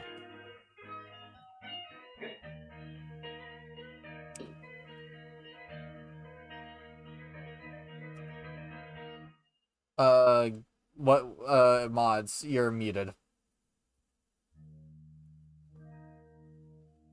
Sorry. That is a 13 plus 3 for 16. 16. You Yes. see, out into the distance, a attire that you recognize. The attire of First Dawn Scouts. Specifically, this is a quite a little bit bigger scouting party. Instead of groups of 4, it's a 5th one with a commander. And this commander, you recognize. He is a long-term friend of yours. He was the one who initiated you into the First Dawn himself. Oh, okay. He's a fiend. Very short. He's kind of like, I would say probably along the lines of like 5'4". But you know him as a scout captain. You are very close friends with him. And and as you walk along the path and you notice this attire, he stands out like a sore thumb with from your perception. And it takes him, let me roll this. Why am I Kelly? Hang on. But it takes him a while, and for a second they have hands on swords, like they have about ready at the ready, and yet the rest of the scouting party has their weapons immediately drawn, since they recognize your attire and they notice you with different people. However, the captain says, arms down, arms down, arms down, everyone. I know this one. As he walks up to you, and for a little bit, he kind of, like, looks you up and down and things like that. If you want to, you can meet up halfway. And he just kind of looks at you, and he's just like, my god. Gideon? Am I out of earshot of the rest of the group? Yes. So y'all two just kind of met in the middle, because you recognize each other. Y'all kind of ran towards each other, just to see what's going on. Okay. What's his name? His name is, they just call him, like, a nickname. They just call him Ollie, but his full name is Ollie Matrix. Ollie Matrix, okay. Alright. I will step up towards him, and I'll look at him first, and then I'll look over his shoulder at his group. And I'll kind of just ask, what are you doing here? My god! The Order hasn't seen you in ages, and yet we found your scouting party! They're all dead! What the hell happened? We thought that you were dead! We were attacked. By what?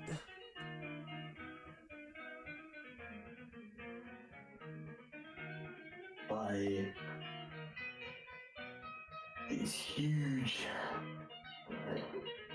monstrous beasts. It happened so fast I can barely remember it.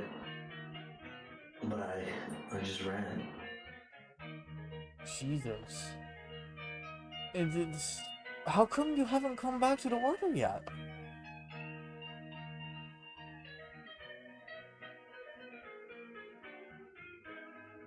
I feel as if I no longer belong. He takes a minute to kind of contemplate. And then after a little bit, he kind of looks back at you, as his squad is is at the ready in case if something happens. And he looks over at you, and with one hand on your shoulder, he's like, I understand. Don't worry. I won't tell. Just make sure that you stay safe, alright? And you too, brother. If you need anything, you know how to find me.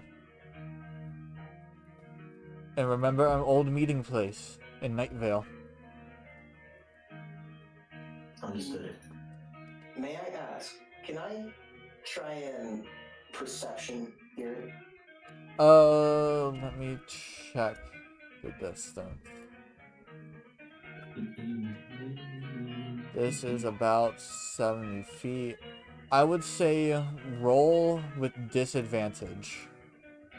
Absolutely. So that is a 19. That is a 16.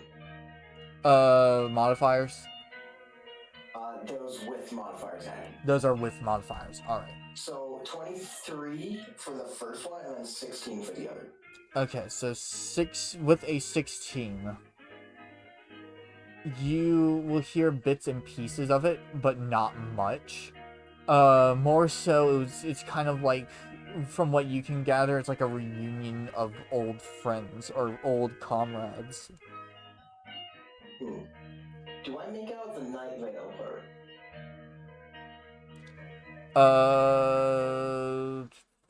With a 16. You hear the word night, but that is all you hear. You only hear the first half. Alright. That's interesting. So I'm not gonna not think anything of it. So because of the fact that I only heard parts and bits, so I'm just gonna because I'm not gonna metagame it at all, so I'm gonna think, alright, so they're just having a normal chat between friends. After a little bit of communication, this only lasts for but a brief moment. Ollie goes back to his group, commands them, in which he commands them in a different language, and thus all of them go off the beaten path, and from that direction of its being essentially north, they would have gone to the desolate slopes to continue on their journey to where they were needed. I'd say as we're finishing up the conversation, I would give him like a salute, and then I would hold the salute until he was like no longer visible, and then once he left, I would make my way back to the group. Alrighty. You make your way back to the group after the eyesight of all 5 guards are no longer visible.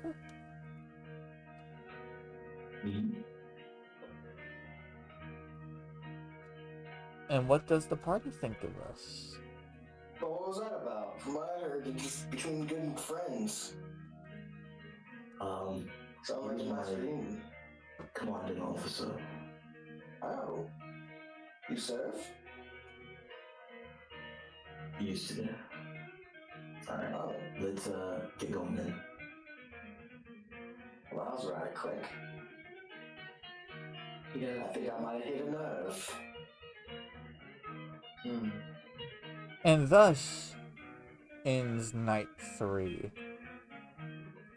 Alrighty. And then for the rest of the travel, Blair, would you like to roll one more dice? I always enjoy rolling the dice. Okay, well, I gotta like. Alright. Click So the that's a 10. last one's I know. that's hang on. Let me consult real quick. Consulting time. Let me consult the 8-ball. Let me consult my magic 8-ball real quick. You know, low key, I thought we were gonna get into a fight. I got ready. I'm like, this could be my first one to see how bad it's going to be. You know what I would have done? I would have tried to pacify them. My guy is. I was figuring out how far it was away from me to tree. To just look like a tree. You know what I was kind of. You want to know what I was thinking about? I was thinking about either I was either gonna fight or I was gonna jump into a or. I love how you guys were all doing that, and I was hiding a dog butt in a tree. What? See if you can find a dog butt. See if you can find a dog butt. Side quest while we. Oh, I already found it. Aw, took all the fun out of it. Don't say where it is. Hey, it's like you. All right, so. I went through and I saw like a green, and I'm like, oh, what the fuck? And I zoom in and it's like boot cheeks. Alrighty. Honestly, I hope I left a good impression. That's like my only like I have to ask that for the factor of I hope I did.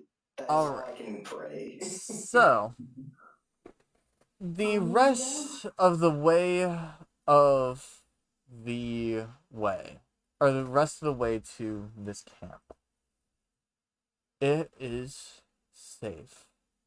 Of course, Davi hears a rather familiar set of screaming in the background, notifying him that we are relatively close to this camp. I tell everyone to stop to listen and listen carefully to what I'm about to say. No matter how close those screaming sound, do not run at them.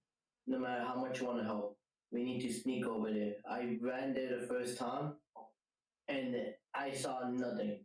Just sneak up first. May I inquire as to what this may be? I have no idea what it can be. If you didn't see anything, could it be an illusion and or a trick of the mind? I don't think so. There was no magic at play when I got there. Oh, that's quite odd. Also, where the fuck is my guy? Where did he go? Hang on. Sorry, I'm just messing. Give him a chance. Give me a moment. Hang on. Shush. No, he despawned. Silence. Everybody's silencio. Alright, so what I'm going to do is, because I have everyone's like models except for Gil and Kelly's. I'm going to make them quick GMs real quick so that way they can get their characters in here. And once when they do, I will make them not GMs anymore, and then I'll reassign everything, make sure that you summon them. Hey babe, can you put my dog back in? I like to hide him across the map, around the map. Alright. Thank you. So I wasn't trying to like be like overly like hostile or anything. I was just like, where did he go? Trying to mess around. Yeah, I know, but at the same time, there's stuff that we need to do, and yet we just need to give player permissions to everything. Blair, if you could help me out with that. Yep. So it's Kelly who just needs to put a character in, right? No, Yeah. Kelly. No, everyone's in. Everybody's in? Yes. Okay. So, what you're gonna do is that you're gonna right click and go to GM tools, and then player permission, and then just find their name.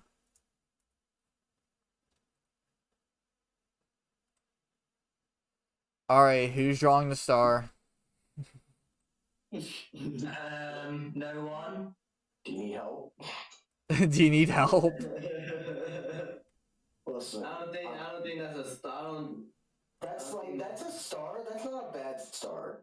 It is a pentagram, and neither a upright or reverse pentagram are considered bad. An upright pentagram, like the one I've drawn, is a sign of the goddess. A downright is the sign of the gods. I am Wiccan. I know this shit. Absolutely, my guy. My mother is Wiccan as well. How are you? Can't actually figure out how to do that. Alright, please stop, everyone. Alright, make sure that you have access to your characters. Do not put them on the board yet, because that's what I've been trying to actively do, but you keep putting them back on the board. Alright. Alright, I will not go on the board. Alright, I shall resist my urges. Resist foul urges. Me and my rats shall converse. Alright, there's God Dog. God dog. God dog. Alrighty. God dog. And God dog. alrighty, so we have everyone in, correct? Correct. Everyone's able to move their characters around, correct? Aye. Character check. Let's do like a movement check for everyone. Alrighty, so what I need everyone to do is, with this knowledge, I would like everyone to roll for stealth. Oh no. Oh yes. Oh, I failed that one. So 9 plus 6, so 15 for me. I got 11. I got a 4. Nat 20 with a 5 plus. 16 plus 2 for 18. I got 13.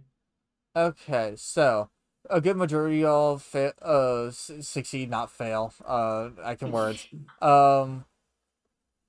So I will say that everyone passes. In which a couple of y'all have done exceeded. So I would say that Kelly's character will also succeed this, or at least With my 4. I compensate for you, friend. for story reasons you succeed because everyone else succeeded. So. And if it is like a group roll, which is technically what we're doing now, it would be if a majority succeed. Yes. So, everyone. You only bring down the average a bit, Kelly, don't worry. Yeah, just like a few, 20% margin. It's free real estate. It's free real estate. Alrighty. The stream name changed to free real estate right then and there.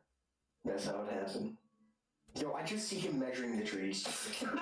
I love this. This is amazing. This is how God intended this game to play. But they didn't intend for them to ruin the show. God, I missed that D&D show. They ruined it. Alrighty. So, with this stealth, everyone slowly creeps up to this camp. The sounds of screams and cackles continues to get louder and louder and louder. And eventually you come up upon this camp. 2 major tents in front of you. The trees, a good majority of them are dead except for a couple. To the left-hand side, a massive stack of bodies. A huge amount. How many there are, even with, if anyone rolls for perception to see how many, you cannot tell, because they just stack on top of each other. Ah, yes. A large amount of bones, many Arya, because you rolled that 17, whatever your modifier is, I'm just gonna give you a base. Dirty 20, sure. The amount of bodies they could see at face value is anywhere between 50 to 75 bodies. To the right of you, plenty of ruins from carts of merchants and other caravans and vehicles, ranging from the classic kind of rundown pieces of carts to these more more industrial carts that are made of more like lavish wood and stone. as well as plenty of empty boxes, chests, and things like that from other caravans that they were hauling. And inside of the tents, you could hear the even more muffled cacklings of these beasts, or whoever is inside.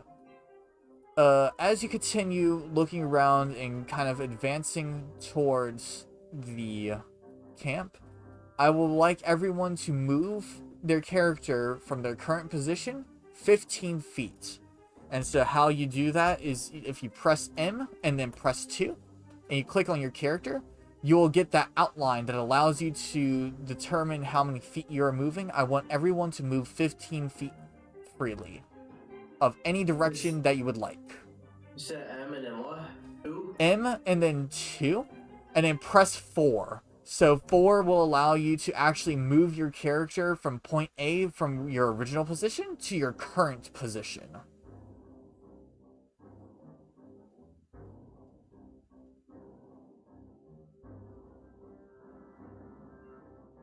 Doesn't have to be exact as long as it's around 15 point. I would say between 15.2 would be our marginal error. Or 14.9. Either or is fine. Are you having a little bit of trouble there, JC?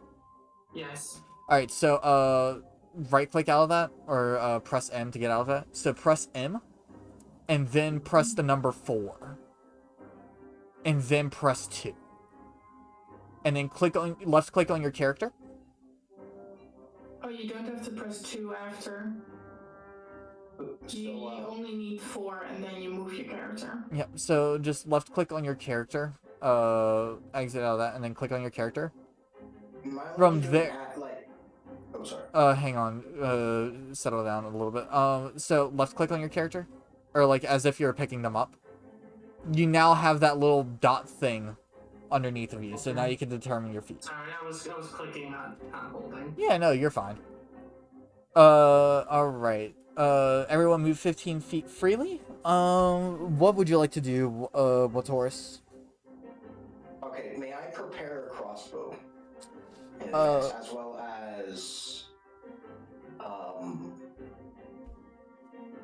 as sleep. So you want to prepare 2 actions?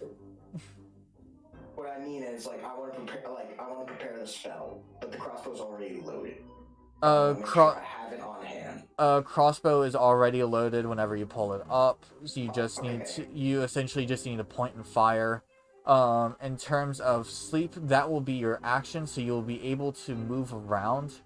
However, I will not allow you to advance 15 feet. Instead, I will allow you to only advance 8 feet from whenever we do these stealth checks. Alright, so that is good.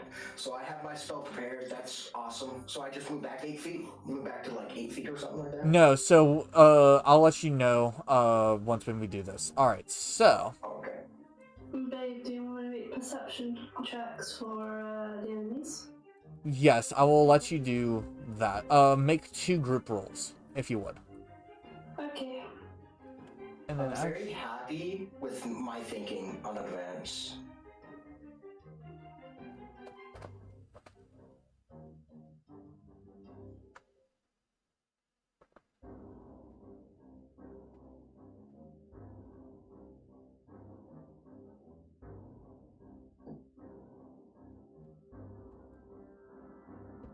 Alright, what did you roll? Or are you still doing that, Blair? What would the general DC be? In terms of, which groups are getting rolled for? Or... As in, if it, they've rolled their perceptions on an individual, if we're doing the same rules, I need a general DC for them to be... Oh! To determine whether they majority succeed or majority fail.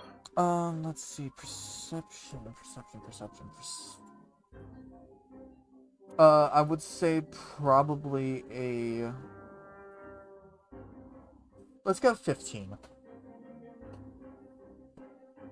The majority fail their first perception check, so they all fail. Okay.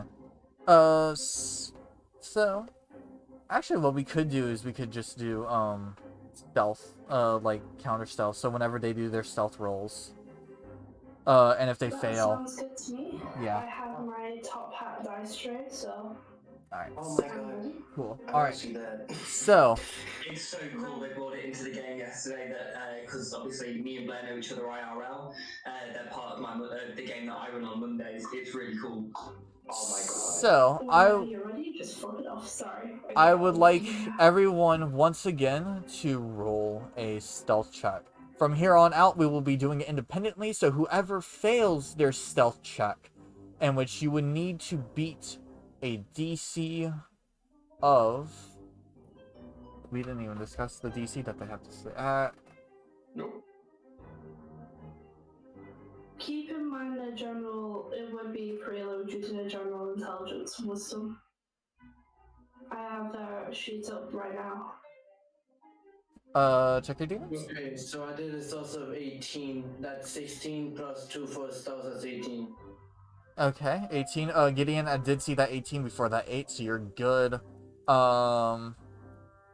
Stealth 8. Ooh, okay.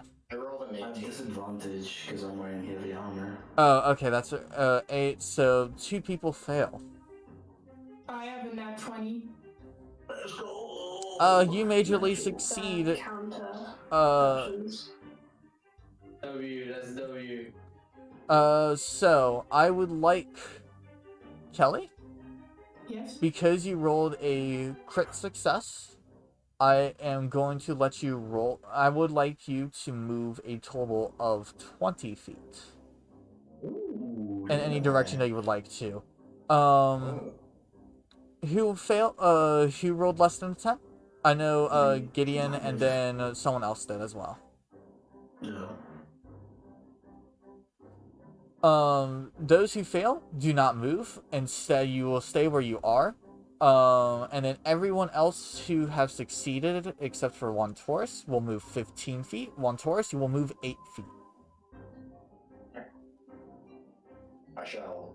So I just press right click and then left click. And No, then, just move. You can just move now. I was gonna. toggle. M and then 4.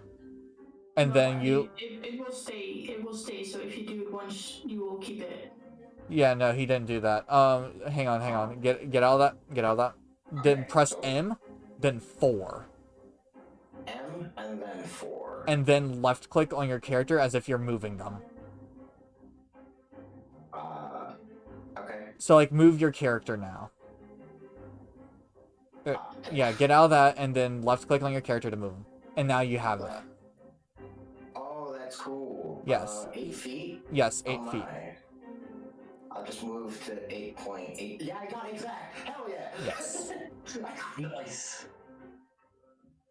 If I were to use Druidcraft to create sound, could I negate the disadvantage with heavy armor? Basically making it sound like just a stronger breeze? But it would only, I'd be able to affect, let's say. Right, so I have Druidcraft up, so it's a harmless sensory effect. Puff of wind, the sound of a small animal, or a faint odor. The effect must fit in a 5-foot cube. And I'd basically be surrounding him with just like a small, effectively, say, chipmunks, skitterings. Is it verbal, semantic, or is it material? It can be semantic. Okay, so cantrip, right? Yes. That's Verbal, smart. semantic. That's awesome. Not That's sure. really I useful. don't believe it would be able to cancel out the sounds of heavy armor. Yeah, I didn't think so, but Due it's to worth asking. yeah, fair enough. And It bes- was worth asking, but And regardless, this event will be happening even if you did do it, because they are very finicky. And so, with the sound of heavy armor coming from Gideon, he takes one step and all of his gear kind of jingles. And with this, the sound of the screams and cackles stop. And thus, a couple of What the fuck is that? Is that a kangaroo? Those are kangaroos. I think. Yeah, I try to make them as kinky possible because they don't necessarily have a lot of models in here, so I try to make it the best I could. You're good. You're good, but I'm like, the fuck is a kangaroo doing here? Why is there 3 of them? Or why are they cackling like the same person? With this, the the closest one, comes out of their tent first to investigate, and they notice the entire party. And with this, they end up like calling to let the others know, and thusly, 2 more come out of their tents. And I would like everyone to roll initiative. Yeah, let's go. I'm really curious, dude. If I get close enough, if I can get close enough. Actually, wait. Let me test something. I gotta. Like, I'm gonna do a preemptive thing. What tree is that under? Before you do that, Rodney, Darwin, do you want me to roll their initiative or? Yes, go ahead and roll initiative, and I'm also DMing you something real quick. Question. Is that a D20 roll? It's a D20 at your dexterity. Right, okay, thank you. No problem. Barely out of range. So nice. Okay, so may I roll my initiative? Good sir. Yep, everybody roll your I have initiative. 17. Okay, so wait, I need to note these down. I'm gonna add my proficiency, which makes it a 20. Because of my Haringen, yeah, Haringen then. Can I also do that with my No, that's a Haringen ability. Oh, Yeah, that's a Harry. So we have 20, we have a 17. I had a plus Okay. initiative and then a 2, which made it Gil, 20. what's your initiative? I rolled a 18 plus 1, so 19. 19, okay. I'm just like writing these down like. JC, initiative please. 6, okay. I love how easy it is to write like the little initial next to your name, I just have to say. It's so easy to keep track. Anyway, Kelly? I have an 8. Okay, and Aria? 15. 15. Okay, and now I'm just going to... question. Is Cove also a melee fighter or is she more a mage? I'm a cleric. So that would be more magic. Is Okay. Well, it's a bit of both usually. Not me. I'm used to fighting underwater, so Fair enough. I I'll don't note something for everyone in the party. If you don't want to be first, you can always choose to lower it. Not necessarily. I forget, you can do that if I remember correctly. Right. It's Hold on. the DM's discretion thing whether or not you can hold your initiative. Alright, thank you. Thank you for reminding me. That is actually problem. wonderful. Thank you for that. It's just been a while, so thank you for reminding me. That was I'm absolutely just sorting out the helpful order. as shit. I run multiple games a week, so... Gil, what is your dexterity? My dexterity is 13. No, as in what's the plus to it? Oh, he has 1. Oh wait, 13, okay, yep, so that puts you there, okay. Sorting out initiatives be like... I crave muffins now. It's muffin time. God, honestly, now you've given I've given myself an idea that I should probably make an explosive that's turtle looking, just like a knitted toad. Okay, and then that is... JC, what's your dexterity? 2. Oh, sorry, +2.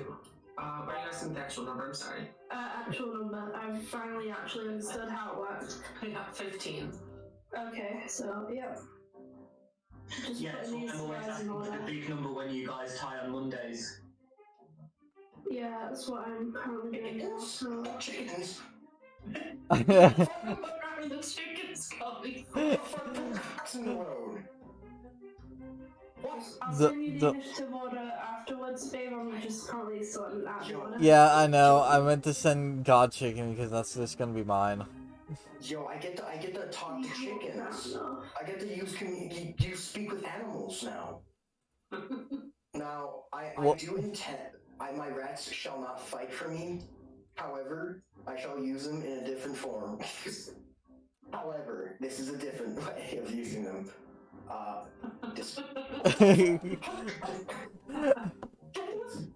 the fuck? Calm down, man. You got problems, man. Stop shitting. Man, I see you taking shits in that tree. I saw that. That was what the? Who else is taking shits? I'm not the only one who was like, fuck that chicken. Who is projectile shitting? I saw that. Who's shooting butt lasers? That was amazing. Alrighty. I do cook a nice bit. Hey Blair, did we figure out everyone yet, or not quite yet? Just so that the chicken getting burnt. I'm just double checking I got everything. Okay. Yeah, one last time on her, right? Okay. Do I hurt? No.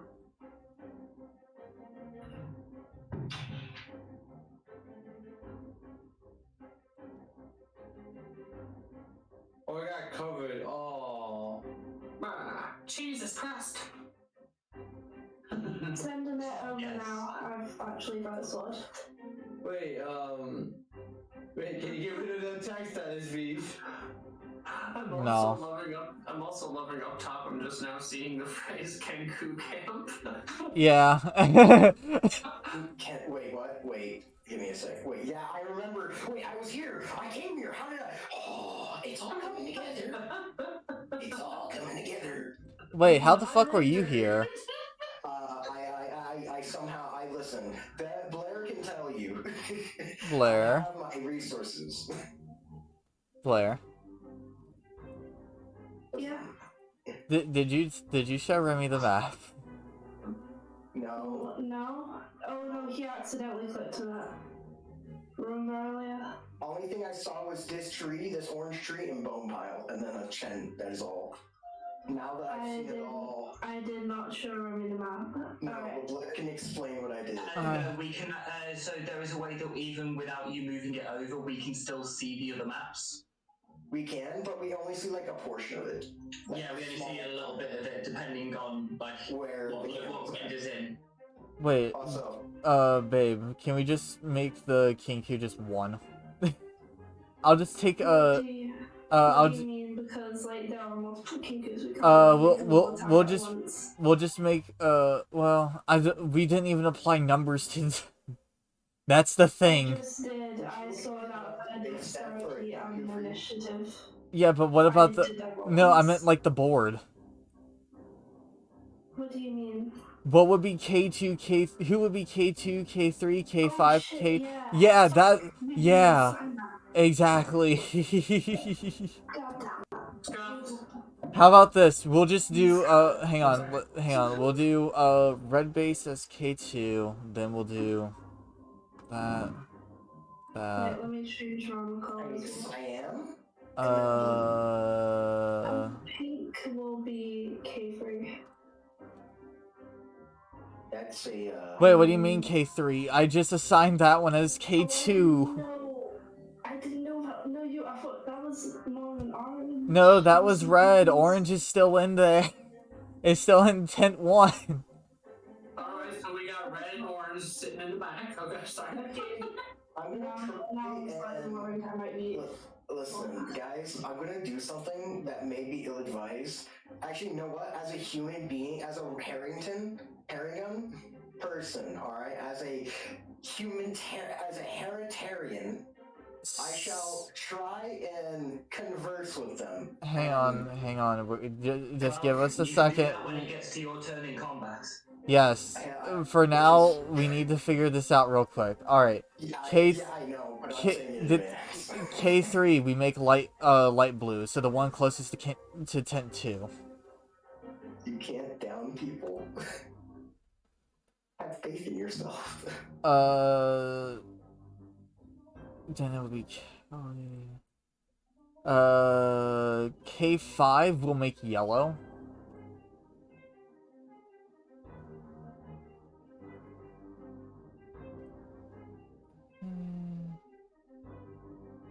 At least we now know for the future. Wait, why is Sorry. pink last? I thought we made pink K2. Oh, pink was okay. Yeah, so No, K2 is pink. You got light blue correct, you got yellow correct. K4 is other blue, so it's like darker blue one, which I need to recolor. And then K5 is orange.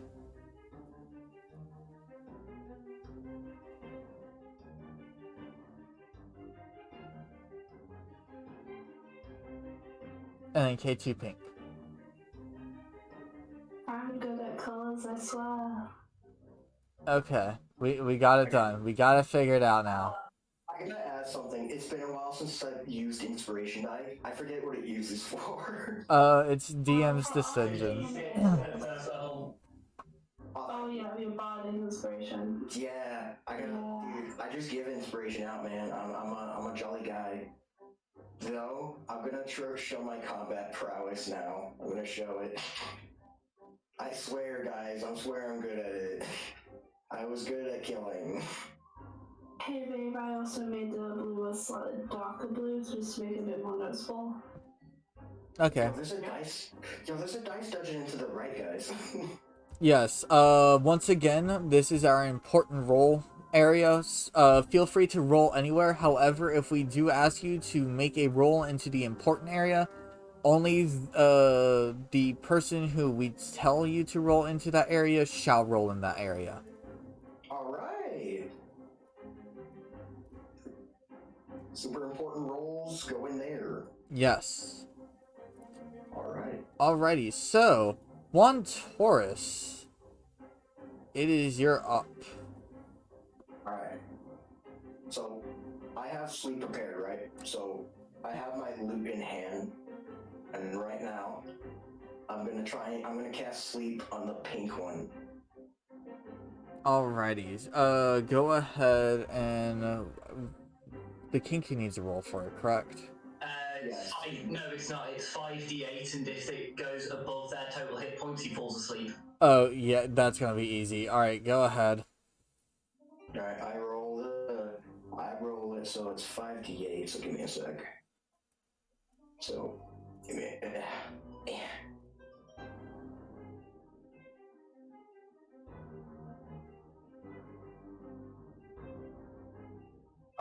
Does 32 work? Yes, it does. With your prepared action, you go ahead and you pull out your lute and you kind of strum him a gentle lullaby. That goes ahead, and as soon as the Kinku finishes calling and is about ready to pull out a weapon, instantly just becomes sleep. Alright. So pink is slept.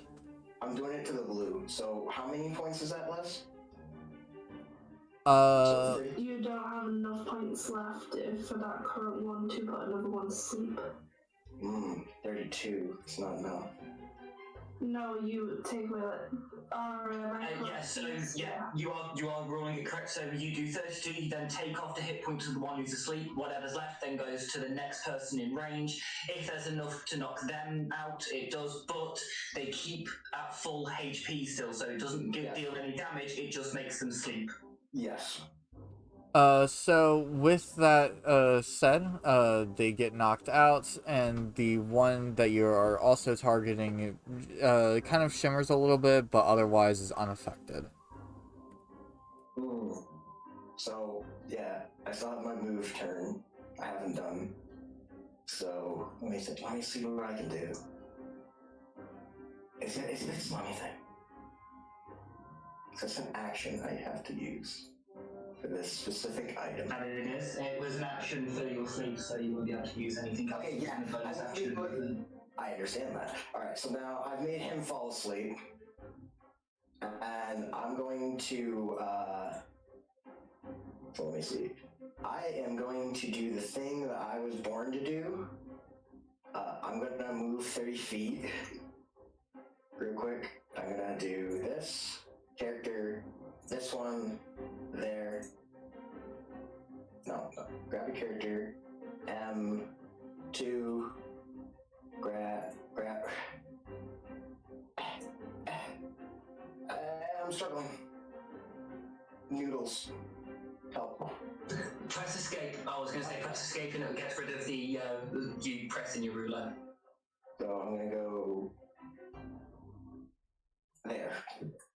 And I'm going to string my loot and I'm going to give someone inspiration. And that someone is going to be you, Mr. I'm Brain, Mr. Gideon. I shall roll what you get. No, so you give them a d6, they get to add a d6 to any attack roll, saving throw, ability check of their choice in the next 10 minutes. Alright, yeah. So in-game 10 minutes. Yeah, in-game 10 minutes, yeah. Yeah, so he gets to roll the d6 if he wants to add it. Alright, yeah, so I gave him inspiration. He has an inspiration. Alright, and you still have a movement? That is him. No, he used all 30 foot of movement. I used all 30, so I shall not hop. Yes, I shall not do the signature rabbit hop. Alrighty. Anything else you would like to do? Me? Other than that, I'm good. I have done my turn, and I believe I have made a good turn. Alrighty, so it is Pink, which Pink is fast asleep, so they can't do anything. And I don't think you're able to roll for them to wake up, so... Nope, they have to have either take damage or have an ally wake them up. Shake or slap them. So, it is now Gideon's turn. Okay. Alright, so that's 30 feet there. I'm gonna move 30 feet. And I'm gonna call out to Dobby and say, Dobby, come with me. And then I use my action to move another 30 feet. I'll join you, don't worry. Later. Okay, is that Just give me a couple, my ankles hurting. anything else you would like to do, Gideon? Nope. I am my turn there. Alright, it is now Dobby's turn. Dobby, what would you like to do? I would like to move up 30 feet as well. Alright, go ahead and do so. Oh no, my brain is lagging, just like, give me a second. Oh, my one is? You need to have the ruler selected to move. No, you don't need the ruler. Alright, Alex, right click out of that. Okay. Do you press M and then make sure that your 4 is highlighted so that way, which is like the silhouette. Okay. If it's not, then go ahead and out of it again.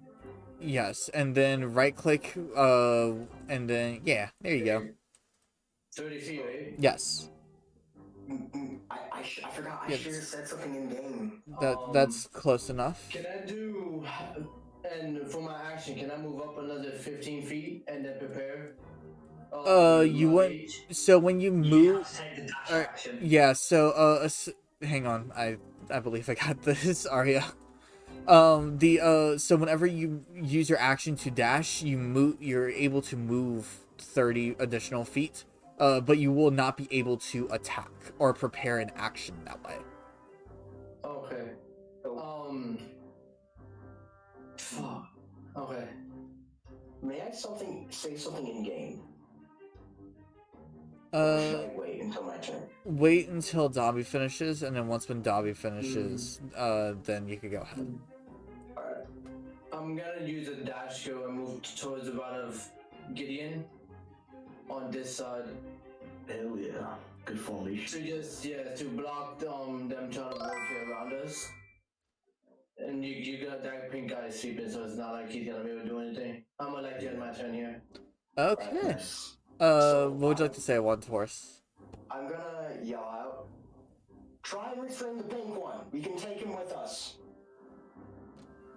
Okay. Anything else you'd like to say or no?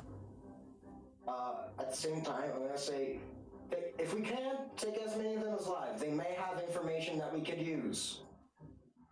Alrighty. And with that being said, Sentry, it is your turn.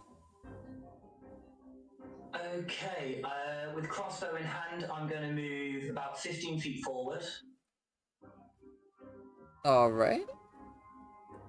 To be there, that should put me within 80 feet of one of the ones to the back. Let me double check. Perfect. Exactly 80. Nice. Alright. I'm going to, because they are on the exact edge of my range, I am going to shoot them with my crossbow. Alrighty, roll to attack. That was scarily perfect. Yeah. I know what I'm doing. That is I think it's +6 to hit, so that's 17.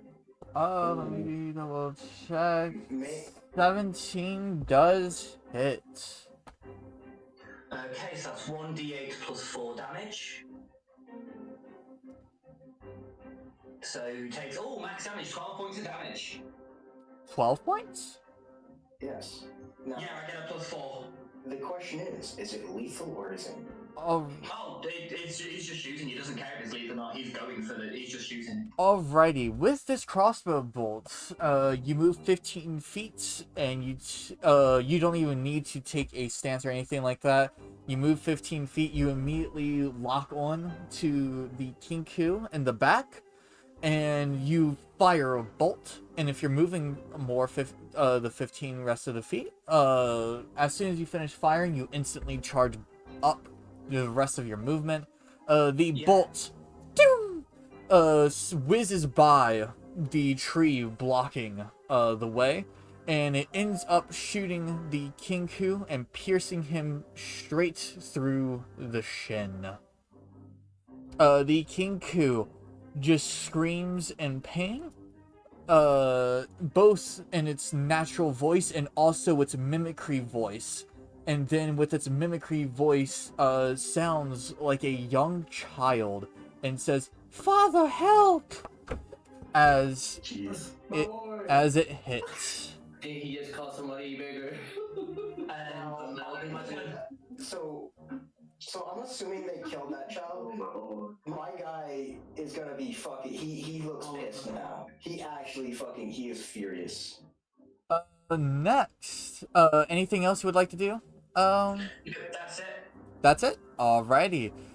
We now go to this Kinku, which is going to go and move 20 feet. And is going to use its action to wake up this one. And so now this one has been awakened.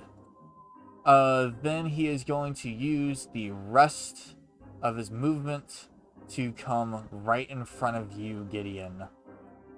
Mm-hmm. And that should be its turn, if I'm not mistaken. Yes, that is the end of that one's turn, and it is now Kove's turn. I would like to yell out to the bird people and ask, did you kill all those people?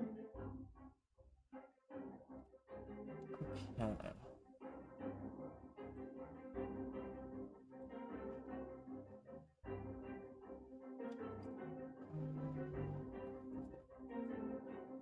Zero. Did you just want to yell out in general, or did you want to specify? No, just to the bird people. All the bird people, or one specific bird person? Just all of them. All of them. So when you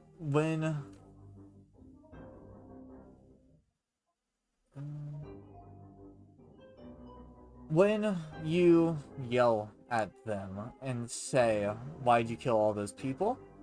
No response. Well, I don't ask why, I just asked if they did. Oh, you're asking out of game? No. I'm asking them if they killed them. them not why, but Yeah, if. their response is nothing. They don't respond. Okay. Then I'm not gonna attack them. I'm gonna use my bonus action to cast the Shield of Faith on myself. And what does Shield of Faith do, actually? It gives me +2 on my AC. +2 on your AC. Okay. Yup. Anything else? It is also concentration. Yeah, it is. 10 minutes. No, that's it, because I'm not gonna attack them if I don't know if they did bad things, so... That's it. Alright. Give me 1 second.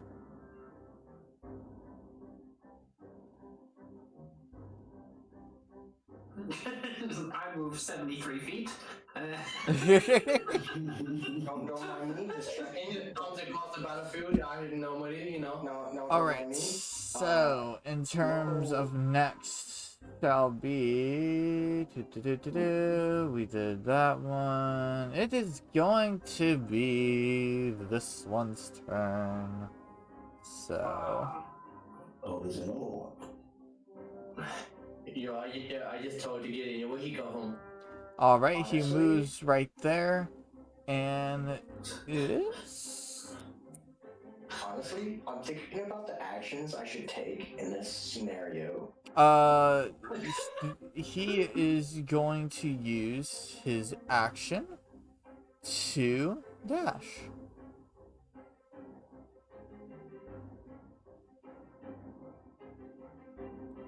He's a scaredy bird. Hey, he got by us. Yeah, he goes like this. Fuck! Yo, you guys are getting fucking entrapped. This might not have been the best idea. Alrighty, next is Tiaria's turn. Hey, are you? My turn? Go tree, go. Oh, tree. I'm so glad you have that kind of confidence to say. Man, listen, next person I'm gonna inspire is gonna be you. Why would you do that? That's not smart. You're a tree. I have to. You gotta have some sort of teacher. Whoops. Here, I got you. I got your friend. Gonna put that on your head. Ooh. Ooh.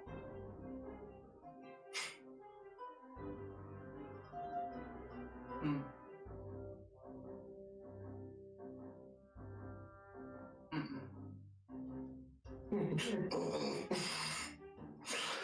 No. No.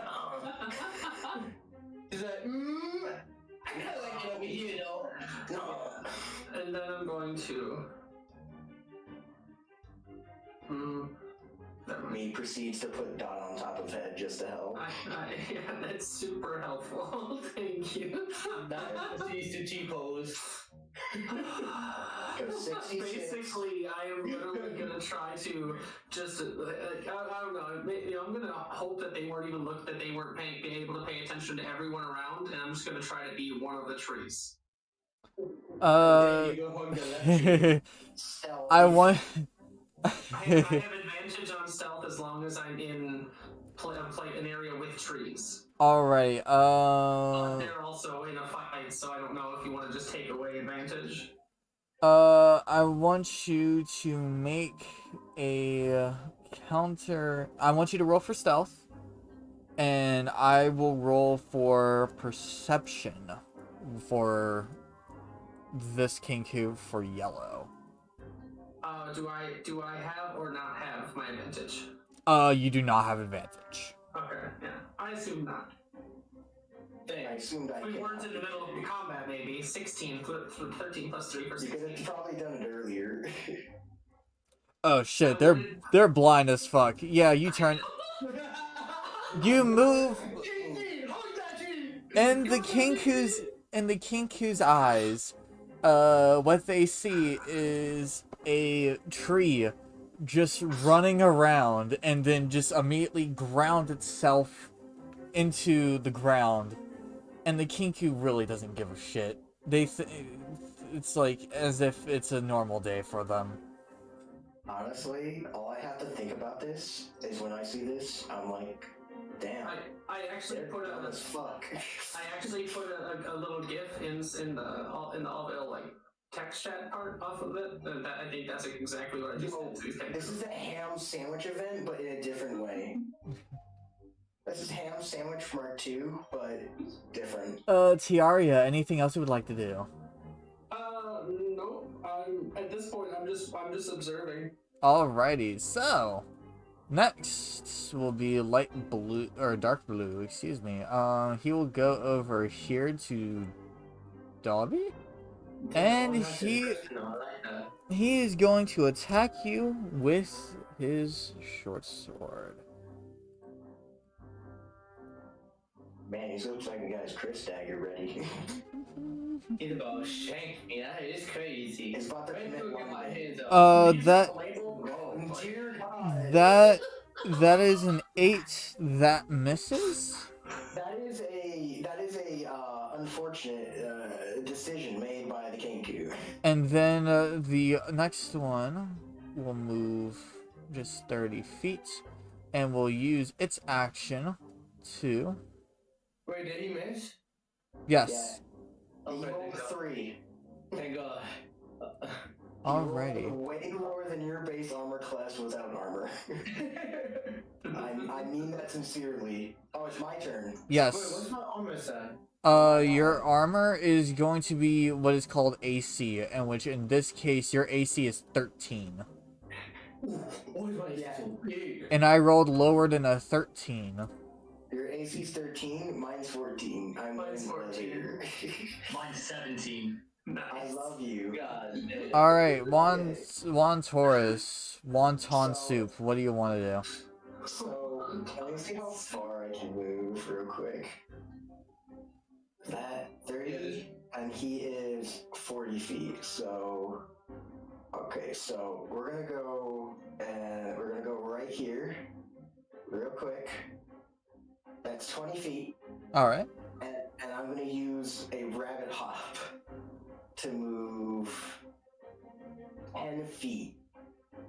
So...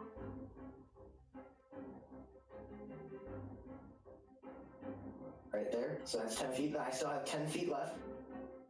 So, real quick. I'm right here. And I have 5 feet between me and him, just enough to, like, actually touch him. So, I am going to... I'm gonna do something. I'm gonna try and intimidate the shit out of him. I'm gonna try and make him wet himself so hard. Roll for... Because I'm gonna pull out my rapier, and then I'm going to look at it, and I'm gonna look at him, like as if he's nothing. So I'm gonna try and do that. Roll for intimidation. That is a 10 plus 5. When you do this, the Kinku just kind of stares at you, tilts its head, to the side a little bit in a janked up movement. As if it went from one position and immediately snapped to another. And then just kind of just stared at the blade a little bit and, kind of somewhat caws at you just a little bit, like a little small chirp, before essentially saying in its mimicry voice, that this time is of a man's voice, somewhere around in his 40s. And he just said, "God will not have mercy on your soul tonight." So he's threatening me. The threat did not work. So is that my action, right? Yes. Shit. Alright, well. As a bonus action, let me see. So that's my action, right? So, shit. Bonus action. What could I? Alright, so, my guy, I hope I was close. I hope I was. That's all I can think about. So, Can I prepare myself in any form for an attack? Like, is there any way? I'm curious. Because you already used your action, no. Yeah. Alright, well. Fuck, I gotta look at my I gotta look at my bonus shit, what I can do. Nothing, so I'm just gonna be there. I tried to play this peacefully in some form, you know what I mean? Like, I'm trying my hardest to not be a murderer. Alrighty. Is that the end of your turn? That is the end of my turn. Yes. So, it is Pink Kinku's turn. And what he is going to do is he is going to go all the way around here. Damn. And is going to roll to attack. Does he get advantage for Flanking? being flanked? Yes. Hang on. Let me pull up a certain sheet. How does one get two things like that? Gideon, I will help you. I swear. We'll see. Got this. Don't worry. We shall see. So I'm assuming this guy's immune to intimidation, like the yellow one. So he's gonna attack you with your short sword with advantage because of flanking. That is goddamn. Damn, You move the dice. You need to move the dice, not drop. Trust me. A 9 does not hit. And so the Kinku essentially runs around, or excuse me, what he will do is he will jump over the Kinku that is in front of him, and kind of try to stab you, but you manage to use your shield to kind of just roll him over right behind you. And that ends that turn. And it is your turn, speaking of. I really don't think that these Kenku killed anyone. They can't even hit us. I'm just thinking that these guys are just living off of the scraps. I'm gonna move over to the side of this guy. Dude, what the fuck is going on Both of back here? them It's are not going that to shit. take opportunities of attack. Both? Yes. Both. Yeah, you ran in between them. They're within 5 feet, so yeah. Does a... Alright, hang on. So, does a 7... I wouldn't get opportunity attack because Gil didn't leave us, like... Oh, excuse me. This one will. In which I'll just take the first one. Does a 17 hit? No. No? Nope. Okay, so that one misses. And what are you gonna do now? Cool. I'm gonna use my action to attack the pink one. Go ahead and roll to attack. Alright. My guy is trying to do this peacefully. That's trying not to, trying to get something out of this information. Oh, And jeez. you know what I That's mean? a 9? 9 does not hit. So, Great. how this is gonna roll out is that the blue one, swings at you as you kind of, bob and weave out of the way. You just barely notice the tiny touch of a dagger. And as you roll over to the other side, you kind of swing to see if you could hit their legs. And unfortunately, they jump up and you barely miss them. Next, Dobby. I would like to rage. Hell yeah. Would you like to use that as a bonus action? Hell yeah. How does the bonus action work? So as a bonus action, you're able to do alright. In terms of how your actions work, or how the initiation phase goes, you have movement, your action, bonus actions, and reactions. So your main action will be such as attacking, if you want to cast spells, things of that nature. Bonus actions are things such as you're able to rage. Certain classes will be able to do certain things, and along with certain races are able to do certain things as their bonus action. Some spells are also Okay, I got it. Okay, I would like to move. Hold on, it depends on my flame attack. Hold on, my flame attack is a cone, 15 feet, no? Let me double check your character sheet real quick. What colour Dragonborn are you? Gold. I can use fire. Yeah, 15-foot cone. Okay. Can I? Yes. Okay. So, I even move. Actually, I probably want to move. I think. Does Don't it? forget, it may invoke attack of opportunity. Actually, That's very on. I'm thinking that. I might. I'm too dumb for this. I can't move myself. So what are you trying to do? Move so you could try to attack both? To hit both of them. Yes. So what I will allow you to do is if you move your character right here, you will be able to, because you are not leaving their area of attack, so therefore you will be able to hit if you would like.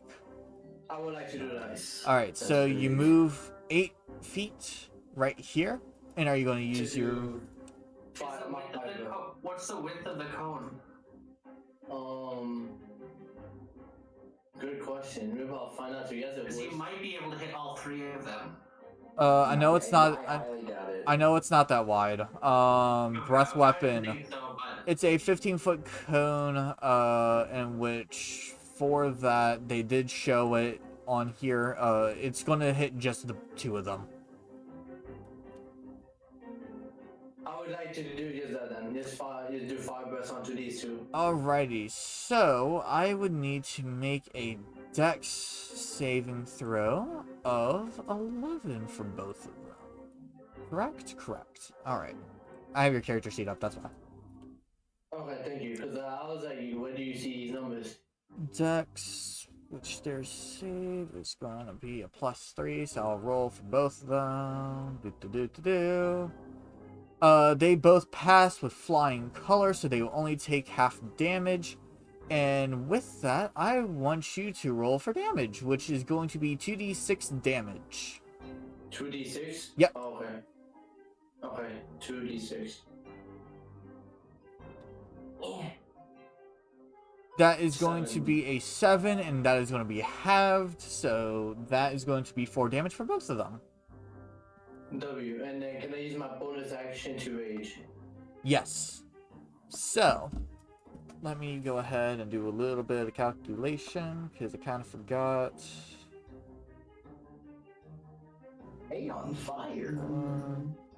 I'm assuming that because they're on fire, they take burn damage from here on out until They don't set on fire. They don't? Okay. No. Damn.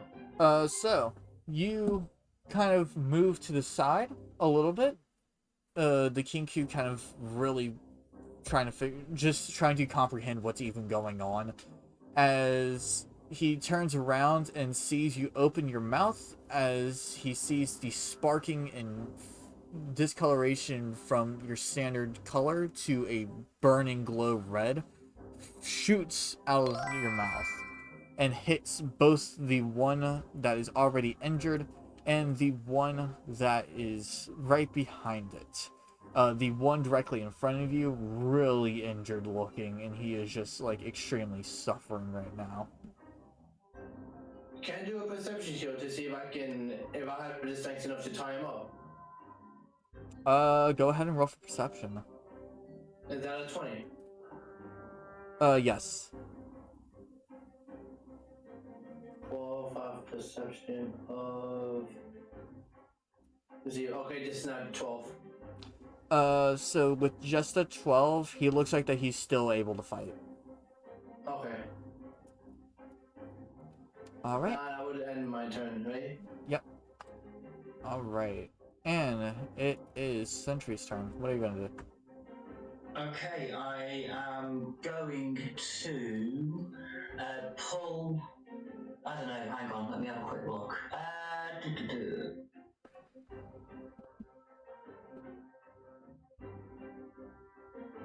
Okay, yeah, no, I am going to pull out one of the random bits of metal from my pocket, and I'm going to cast Catapult and send it at the pink guy, so I need a dexterity save of the DC 14. 14 plus 3, that's a 17. Okay, he will take. Hang on.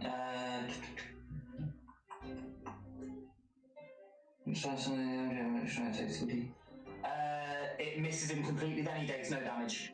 Okay, so with your action, you take a piece of scrap from one of your pockets, and you kind of raise your arm back, and then with one fell atomic swoop, you launch it, and what ends up happening is that as soon as you launch, it goes a little bit past the pink, and he just kind of looks at it a little bit before turning back to Gideon. Okay, and then I'm going to use my 30 foot of movement and go straight here. I'll have to go next to him, and that'll be my turn. Alrighty. The pink is immune to charm. If I'm correct, he woke up from sleep. Next is No, I think he got slapped out of his sleep. And it doesn't make him immune from charm. Oh, it doesn't? Oh, beautiful. Oh, you got charm. Oh, yeah. Charm. No, I don't. No, it's sleep, so it's like it doesn't. It's a charm, but it's not. Oh. He is going to go right behind you. One Taurus. You absolute daft twat. And he is going to make a attack with his short sword with advantage. Does a dirty 20 hit? A 20? Dirty 20. Just like a dirty D20. Yes. Well, I'm saying, does a 20 hit? Does a 20? Yes, it does. Okay, so you will take that one flying. You will be taking. You will be taking 7 damage. What the fuck kind of Kenku is that? He goes behind you, one Taurus, and you feel the blade of this Kenku stab you right into the back. Quick thing, DM. Can I quickly add that I would have put the crossbow in pulled out me daggers? Oh, hang on, I couldn't quite hear that. What were you saying, Arya? Just a quick thing I forgot to add is that they put their crossbow away and pull out both their daggers. Oh, okay, that's fair. Alright. And that will be the end of the Kenku's turn. Cove, your turn. I would like to hold my pendant and ask my god if I can attack them. I'm so sorry, but I couldn't hear you over your friends. Oh, I'm sorry. Oh, I can. What? Alright, I want you to make a religious roll, or a religion roll. Alright, give me a second. Okay. That's a 15. 15 already. So, as you ask your goddess this, your goddess does say, in its calm, soothing voice, only if you deem it so. Damn, that's not the answer I hoped. She's letting you have the choice. That's a tough one. Well. Well, I do see people getting hurt. Mm-hmm. You have seen a man just get shanked, like as if he was in London. Please help. What just happened? I have been Londoned. Help me. Fine. Okay. I will use. I would like to use Sacred Flame. Sacred Flame. Nice. Alright. Yep. Let me double check. My cantrip. It's a dex save. Dex save. 13. On the light blue guy. On light blue. All right. Yup. Let me see Pretty here. sure that's a cyan. I think. That's whatever. That is a nat 20. What the fuck is this Kenku?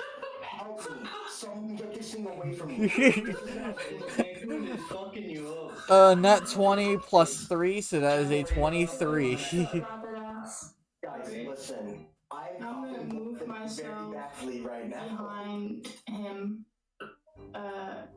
There you go. Guys, I gotta get out of here. I cannot. I really use my hop to get away from this scenario. This Alright, is is that the end of your turn? Yup. Alrighty, so it is now Yellow's turn. What Yellow is going to do is he's going to turn over to Sentry and is going to roll for attack. Oh, you get to live. Oh my God. That misses. The Yellow Kinku ends up, as soon as he turns over to Sentry, just whiffs and the blade just hits the wood log area, and you just see a few pieces of wood chips come flying out of it. What the Kinku is going to do next is going to use its 30 feet of movement to go over to this bone pile. I would like to make an attack of opportunity with my dagger. Go ahead. Can I do that as well? Yes. Do I have advantages as it's passing through us in a flanking position as it does so? Yes, you do. Fuck yeah. Both of y'all do. Yeah, So, 19 plus 6 for a 25 to hit. 25 does hit. Oh no. And That's another 6 points of damage. And unfortunately, one Taurus does not hit. What was this game sometimes. what was your damage Sentry? Yeah. The Kenku's got to slap you, but you can't slap the Kenku's. Yeah. Hang on. I'm blaming this on the Kenku. I can't hear Arya. 6. Okay. 6 points of piercing damage as I just shank him with one of my daggers. Alrighty. So, as the Kinku runs by, Juan Taurus, you swing your rapier, and the Kinku ducks underneath of that swing. However, it cannot duck the dagger that was just put into the stomach of this Kinku, and it just kind of eats it and it trots away. Damn. Good I'm getting fucked up. Next is Tiaria. Free help. Okay. I need your assistance. I let you play drums. You're the hit, right? Yeah, I'm the hair. I'm the guy who I don't need a fucking medic. I don't need a medic. I just need a nap. I just need a nap. I just need someone to fucking punch this thing. You sure you don't need a medic? Okay, I can take it. Alright, because I'm gonna tell you I have no way to deal damage. Oh my god. Okay, so that's fine. I can heal though. I'll take the healing. I gladly take it. I don't listen. When I thought medic, I thought like the guy with the field surgeon med kit, like kit and everything. No, as in I don't do anything but heal. Oh, you're a pacifist. Interesting. No, I will do damage later, but I'm more observing right now, so. Alright, so I'll take that healing gladly. I have been shanked, and there's still a fucking guy holding the knife in my back at the very moment. So 5 plus 4 for 9 healing. 9 healing? So I'm gonna assume the knife is literally healed into my body. No, he doesn't hold it there. He lets go after a bit. He just kind of just stabbed you in the back and let go. I'm fully healed. Hey, so yeah, there is a gash in my jacket now. There's a cut in my jacket. I gotta mend that at some point. And now I have I can help. I would love that. Tiaria, anything else you would like to do? I know, no, I can't yet. Alright. Alrighty, so next will be Dark Blue. And Dark Blue is Hello. going to attack you, Dobby. Why is Dobby so tanky? Does a 20... That hits. That hit. Alrighty, so he is going to attack you with the short sword once again. I think 18, anything above 18. That's half, so 2, no? Because of my rage. Hang on. That is a... That's a 7 halves, so 4. 4, okay.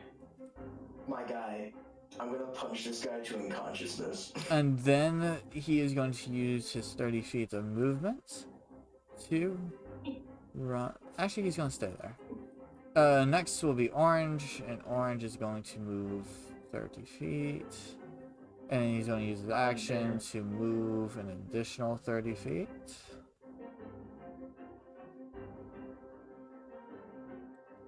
And 5. And now it is Montaurus' turn. I'm gonna turn to him slowly, No. and I look at him and I say, "You're a fucking absolute dickbag, you know, you absolute fucking past shit. I'll put you in the next week, you absolute cunt." And I'm going to fucking roll to hit my rapier. Roll with advantage. I'm gonna roll, oh cool. I'm gonna aim for his fucking throat, and I'm gonna go through. If I do hit, I'm going for the fucking part where the spine and the skull meet. Well, first you gotta roll the hit.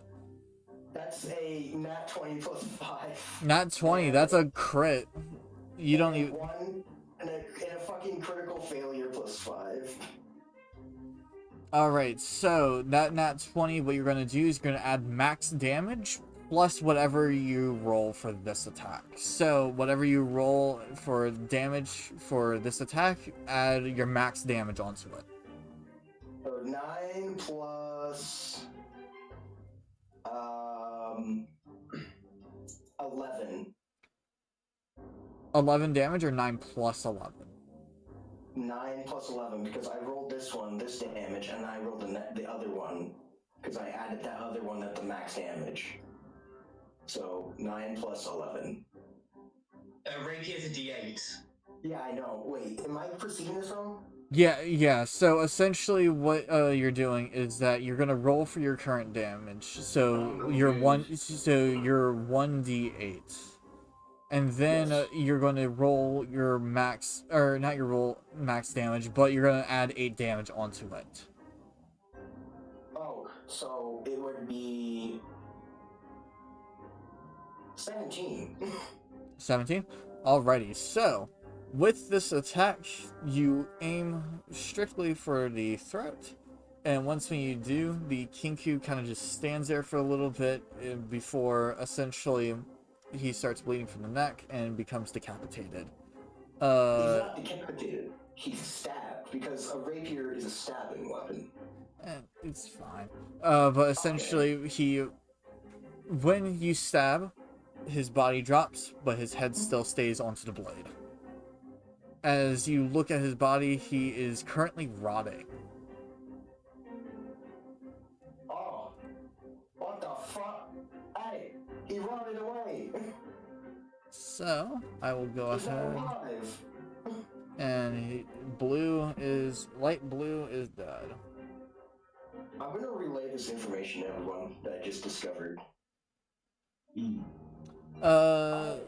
Right, The so... Kinku's body rotted away, but its head's still here, on my blade. They're not alive. Alrighty, so that ends that one. Anything else you're gonna do? Me? Well, I've taken my action. I haven't moved. So, with my movement, let me just do the thing where I just press M, and I do this, and I click my character.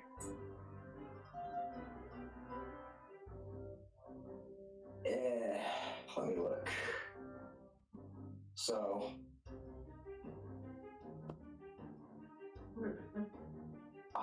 okay, so moving right here. and I'm going to. Actually, give me a second. I'm just gonna make this look pretty.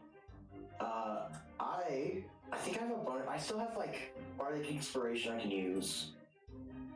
No, I'm good. Alrighty. Next will be Pink Kinku. And what Pinky is going to do is he is going to attack you once more, Gideon.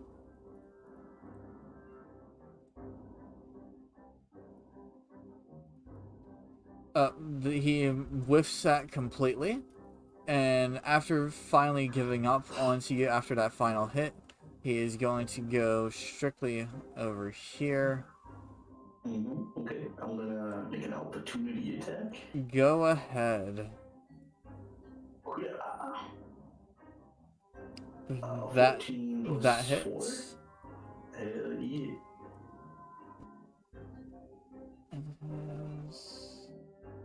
That's 1d8 plus 2. So that's 5 slashing damage. 5 slashing. Give me 1 sec. Now this is the first time of damage. So yeah, they're. Alrighty, so after missing his attack completely and then deciding to run, you end up using your sword to kind of slash them into the chest area, and he just keeps on booking it. Alrighty. So, let me ask, did everyone get that information? Yes. Next is Gideon. What are you gonna do? Okay. I will move right up here to attack him with advantage. Alright. See if we can take him hostage, take them with us, like as like a. That 2 is not gonna hit, and then that, what is that 10 gonna be? 10 plus 4, so 14. That hits. Sweet. That's 1d8 plus 7 damage. 7. I forget that Gideon had a inspiration. Forgot to use it with him.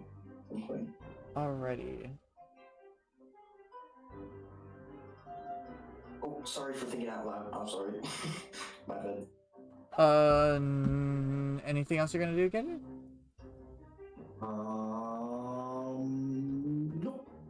Alright. Right here. Dabby, your turn. Hola. I would like to ready up my 2 axes so by my side. You ready up an attack? If you want to, you could go ahead and initiate the attack. What are you planning on doing? What would that be? Using both of my dual wield my hand axes and attack them. Alrighty, so let me see your character sheet real quick.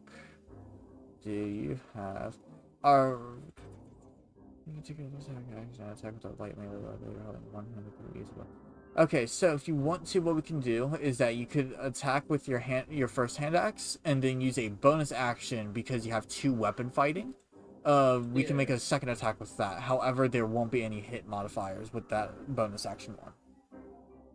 No, that's fine. Alright. The hit bonus says it's the damage modifier you lose. Oh, okay. Then Gil's been giving me false information. Alright, go ahead and roll. Would that be a It's D6, right? No, a D20 because you gotta hit it first before you deal damage. So roll your first with advantage too because you're flank. He's getting flanked. 17. Then roll another D20 because you got advantage to see if you can roll any better. I'll keep the 17. Yep, 17 does hit. Now roll for damage first. This will be a 1d6 plus 4. That is 8. So you don't even need to use your second attack. With this first axe swing, you manage to essentially cut him from shoulder all the way to straight through all the way to the midsection of his chest. And when you pull out the hand axe, his body kind of rots and decays and splits into 2. He Look at that, they do decay. is dead. Yeah, like I said, that decay. So, is that red goblin I was seeing in the back, is that part of this or no? Who? There was no red goblin. Never mind. I just saw something. Do I still have movement? Yes, Can I you still do. move? I would like to move 30 feet to this. Oh, all right. And I end my turn. You got it. All right, Sentry, your turn. Okay, I'm going to move to the yellow guy, and I'm going to make a standard attack with my normal dagger first. That's a 10. That misses. And then I'm going to do my offhand dagger as well, so I'm going to try and stab him with the other dagger in my other hand. Alrighty. That's Nat a crit, 20. so that'll be a d4 plus 4.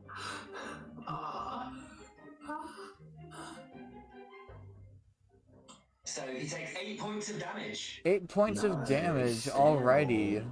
So, with that, you missed the first time in which the yellow Kinku kind of mocks you for it. In which he, the Kinku sounds like a like a very strong lumberjack kind of man, just pathetic. Right before you plunged the second one straight into his stomach once more attacking his stomach area. As he kind of just screams and writhes in pain. Alright, anything else you want to do? No, that's my whole turn. You got it. Ko, you're up.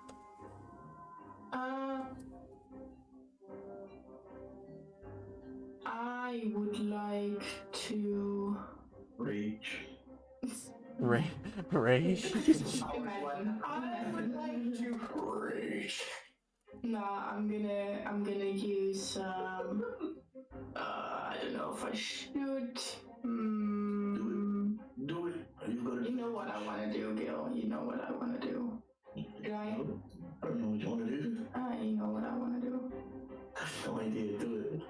Okay, fine. I am gonna use guiding bolt. Cause why not? Hell yeah. On who? You got it. The one directly in front of me. Oh my god. Yeah. Alrighty. Let me double That's check. amazing. Guiding bolt. Alright, I want you to roll to hit. Yeah. Advantage. Cause With advantage. Good. No, it wouldn't be because it's a ranged attack.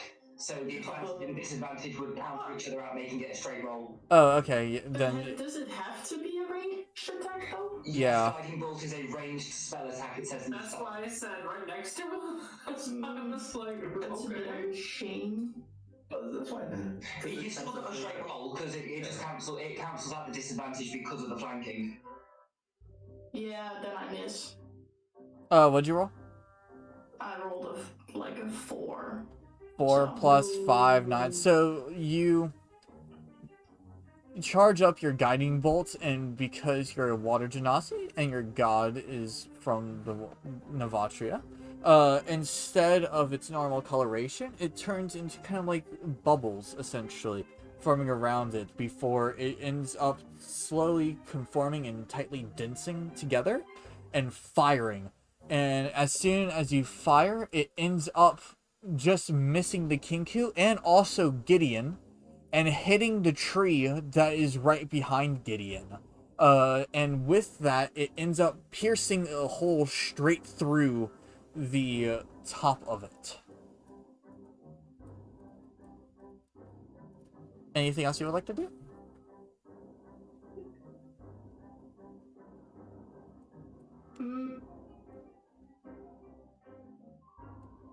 What? Yes, I am gonna move because I have a plan and I kind of wanted to do something.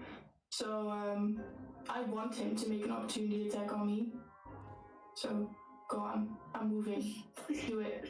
Well, first you gotta actually put your character down. Okay. No, Okay, so- wait, I was like, Yeah, you're right here, there. I'm gonna move to this guy. Alrighty, so he is gonna make an opportunity attack. That misses. Aw, damn it. Okay, Very shit rolls today. God damn. Yeah, I feel it. I felt that. Next is going to be this one. So, seeing how a good majority of everyone has been fucking failing, he is going to slowly, his eyes will turn green from its different coloration, and is from his eyes, a green veil kind of slowly forms around him. It's slowly sinking to his right arm. And he is going to... He's got gangrene. Run. Okay, guys, he's the Hulk. Hang on, give me one sec.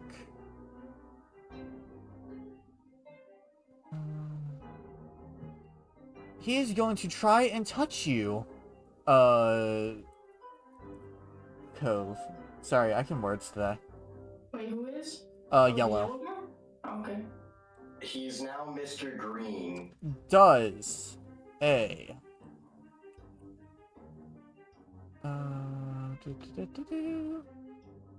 Does an 11 hit? No. As he tries to lunge forward at you with a green and black energy source around his arm, he ends up, you just manage to get away from him to where the green then kind of shoots out of his hand in a very small, violent shake and pulses in front of him, moving a couple of these skulls around. And then after realizing that his spell failed, he will back up a little bit. Attack of opportunity. Yep, go ahead. That's a 24 to hit. That does hit. He's dead. Dude, I want to know. And that's 7 points of damage. 7 points. As, what are you attacking with? Your daggers? Yeah, that's with the daggers again. Alright, so, back... Yep, I as... slit his throat. Damn, slice. As soon as he's about ready to... As soon as he finishes and he's about ready to move, you grab his shoulder and you bring it to you as you essentially take your other hand, slit his throat, and with that he bleeds all over the skull mount. Honestly, the mission came from us trying to take one hostage to actually just surviving. It changed very quickly. Alrighty, it is Turns now... out, Sentry is really fucking good with his daggers. It is now Tiaria's turn. No, they Is don't there fuck with anybody injured right now? I'm sorry, I'm dumb, so you have to remind me. So far, no. No one's injured. No one's injured. I'm injured. Alright. I'm still injured. Oh wait, you are? Yeah, I took a hit. I'm at 9. Oh yeah, oh shit. Yo, wait. So the only one who's even remotely close to being quote-unquote injured is Alex. Alright, and from what I can tell, good AC and not that hard hurt, so probably won't heal.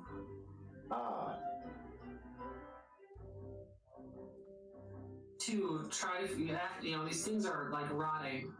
I'm gonna detect poison and disease and try to figure out if there's more, if what they have is a disease, or and if they do, is there other things in the 30 in freaking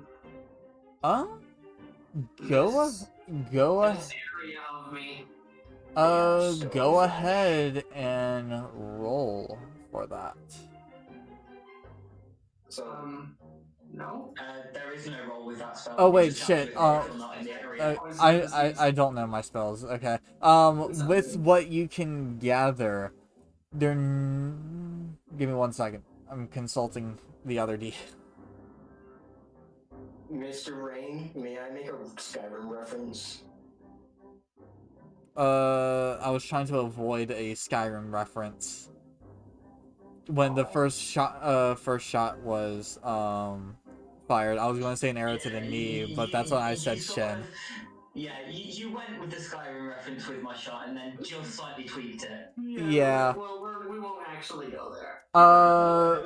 From So I've just realised. Alright, so from what you can gather, no, this is not a disease or any kind of poison. Gotcha. Question: how low is the pink one in front of me? Make a perception check. Okay. 17 plus. Just 17. From what you can from what you can gather, one good blow will instantly just get him. Can I tell that to Gideon, who's about to wipe him? Sure. Gideon, make sure you don't go too hard. We want to capture him. Oh. What your shooter's done. All right. Anything else for you, Tiaria? Yeah, I'm moving my horse. Oh shit! Well, it's not that far, so I kind of fucked up. Nah, you're fine. You could go right there. I didn't move very far, so yeah. I'm gonna be standing here, so I have a good view of this area, and I'm going to be actually. I'm just going to be standing stationary for the next little bit. I'm watching both him as well as the skull pile. I'm basically looking at the surrounding scene and just, quote unquote, you could call it downloading the information. I'm basically sending it to my creator. This scene as it's displaying. Alrighty. Anything else? No.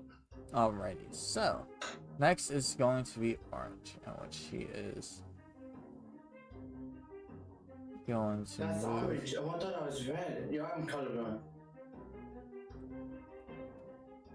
And he is going to prepare an action. I just want to say I'm not the only one who thought he was red. Yeah, that's what I asked when I said the red one go. He is going I am not the one. He is going to prepare an action, and that is it. Juan Torres, your turn. Alright, so I'm going to. Okay, so this may or may not go very well. I'm going to try and drop kick that guy into unconsciousness. Go ahead and. So I'm going to run up. You're just going to hear, "Move out of the way, boys!" Actually, wait, no, I'm not going to do that. I'm just going to run up. And I'm gonna roll. Is this like an unarmed thing? First I want you to make an athletics check because you're going from ground to air to drop kick him. So I want you to roll an athletics first. Oh, I thought a rabbit would be okay with that. Well, you still have athletics because there's a tree right in fucking front of you. 19. 19? Oh yeah, you easily. So you run up and then I want you to roll to hit. So this is unarmed. Or this is like not lethal. Right? Oh, not. So okay. this is just to knock his ass out. Okay, go ahead and so it's just gonna be your basic attack, right? For unarmed. Yeah, it's still been an unarmed strike. All right. I don't think. 19 plus 3. Okay. So, you will deal 4 damage to him. As you run up, you drop kick him, and because he is. Why the hell? Okay, thank you. Because it is from behind, he will move 5 feet, and he will be knocked prone. He is not knocked out, but he is downed. He ate grass. Yes. And that's more than enough. Prone is a good question. That is a good question. I shall ask.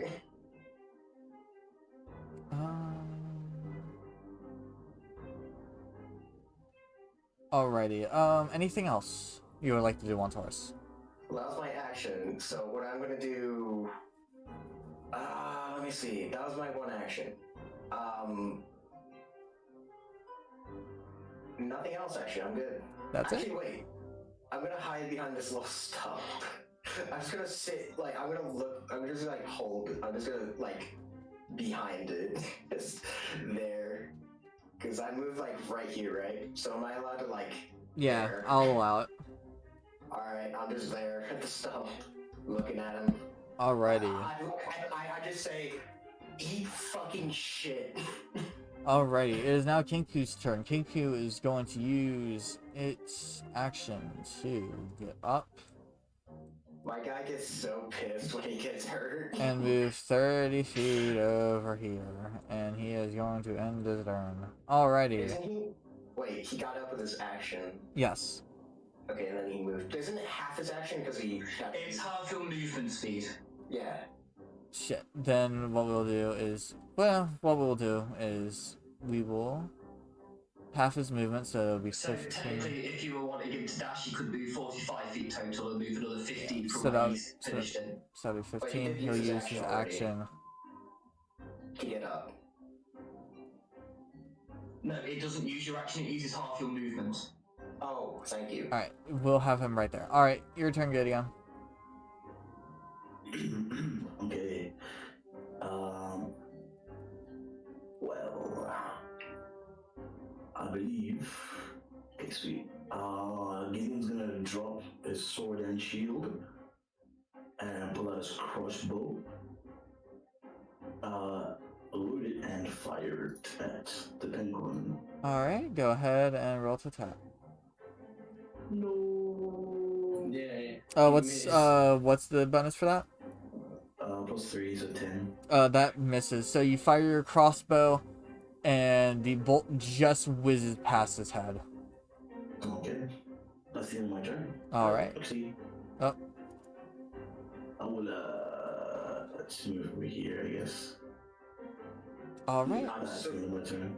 I'm proud of myself for drop kicking him and making him eat fucking gravel. Dobby, your turn.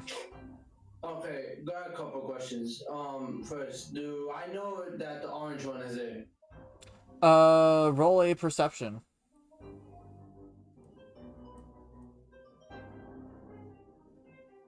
Nope. Yep, nope. You just know that the pink one is there, and you're hyper focused on him. Okay, perfect. Shit. Am I allowed to roll for that too? Wait your turn. Okay. Right, I'm dude. sorry, Dad. I overstepped my boundaries. Question. Can I throw someone of my party members? Yes.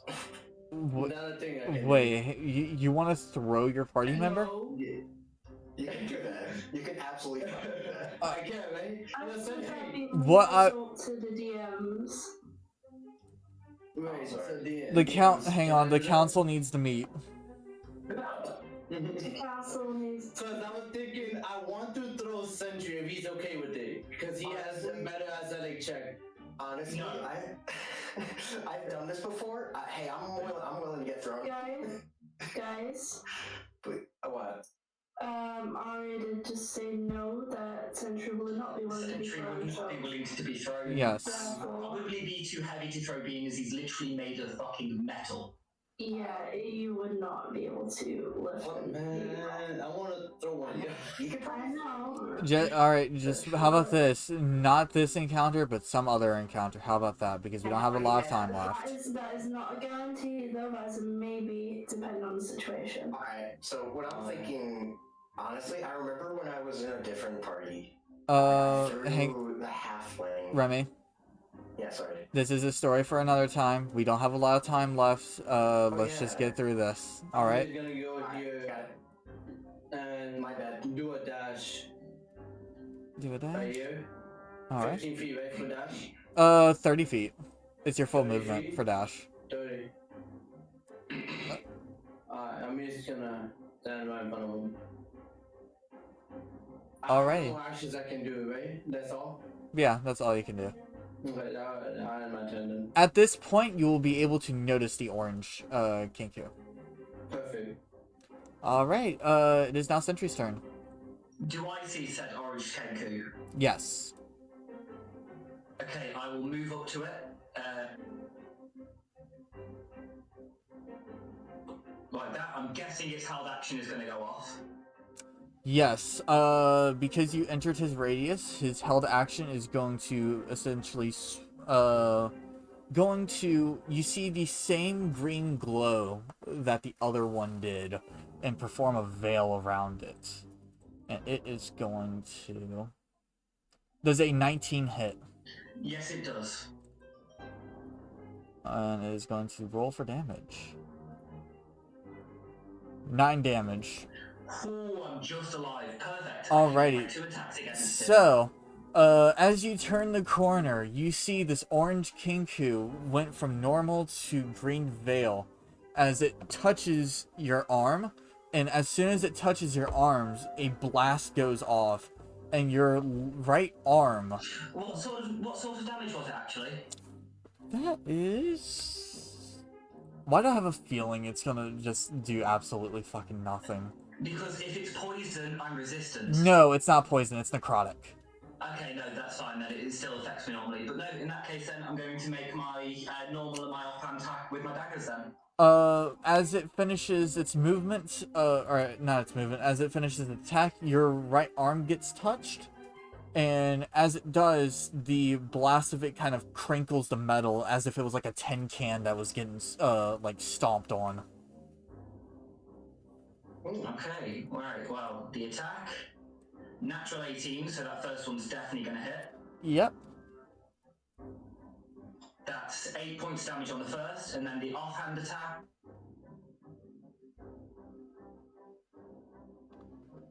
I'm going to use my DM inspiration to reroll it. Alright, go ahead. Perfect, that changes it to a hit. Alright. And that's another 3 points of damage. So a 4 plus 3, that is a total of... So that was 8 plus 3 for 11 damage total across both hits. Alright, so... Got it. Alrighty. And then I'm going to end my turn there, looking very fucking hurt. Got it. Cove, you're up. I am gonna. Welcome up.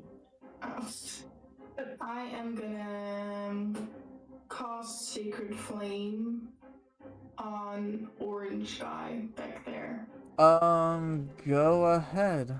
Yeah, you need to make a DC yeah. save. A dex save. That is a 21.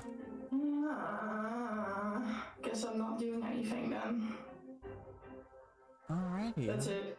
That's it. Tiaria. Fucking. An issue that I realized I have, but I guess I just have to ignore it for now. Oh.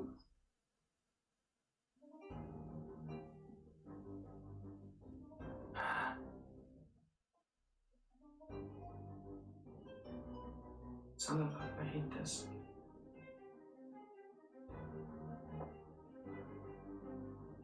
Please stop. I can't override it for. Okay. Can I get past? Yes. I don't know what I can do because all I can do is swing at it. I just saw some serious damage be done, so I guess I'm gonna swing at it. Go ahead and roll for attack. Not great.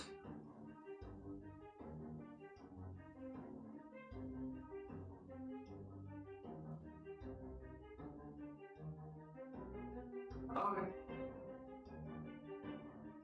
11. Barely misses. As you try to swing, the Kinku simply just ducks underneath of it.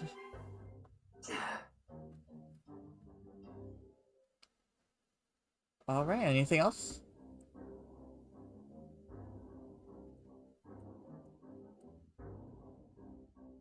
JC? No. Oh, nope, okay. It is now Orange's turn. Orange is going to move over here. I will definitely try and stab him as he goes through. Alright. Go ahead. That does hit. That's another 6 points of damage. Jesus. Yeah, Sentry's fucking good with his daggers apparently. Alright. What was it? 15 to hit? That does hit. Okay. 6 plus 2 for 8. God damn it. Alright. Before it's able to move past, it is dead. It gets stabbed, and then just all you hear is just a wooden club bonk as it hits him in the head. Question, do we want him to die, or do we not want him to die?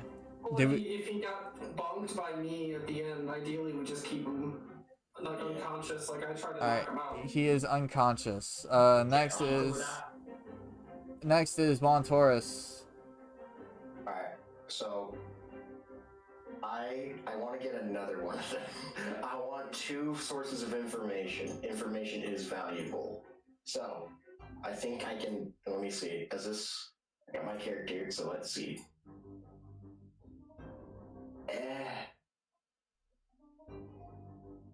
Leave it just like 1 foot. I'm gonna pull out my crossbow, my hand crossbow, and I'm gonna shoot him in the leg. Go ahead and roll to attack. Alright. Does a 15 hit? Yes, it does. I shall roll to hit. 5.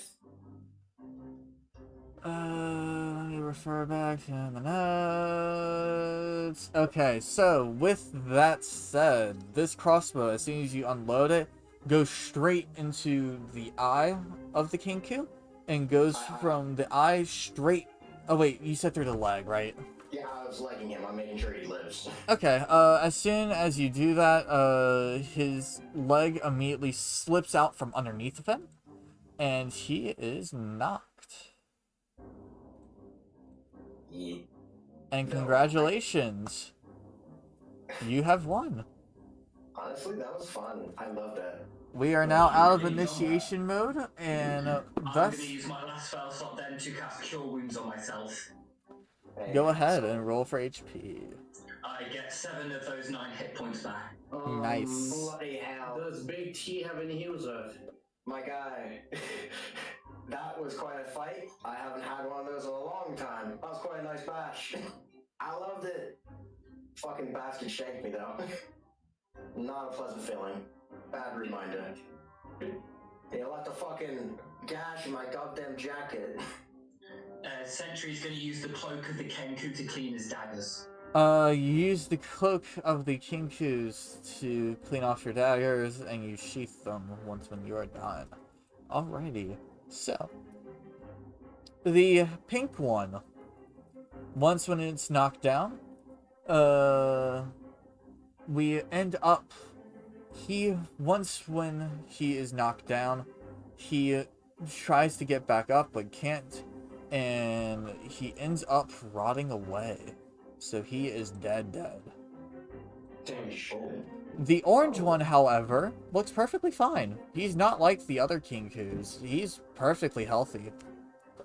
In which, if you would like to, we could go ahead and interrogate him if you would like, real quick, before we end. Yes. May I try to interrogate him? Go right ahead. What would you like to ask? I walk by and I say, give me a few minutes with this guy.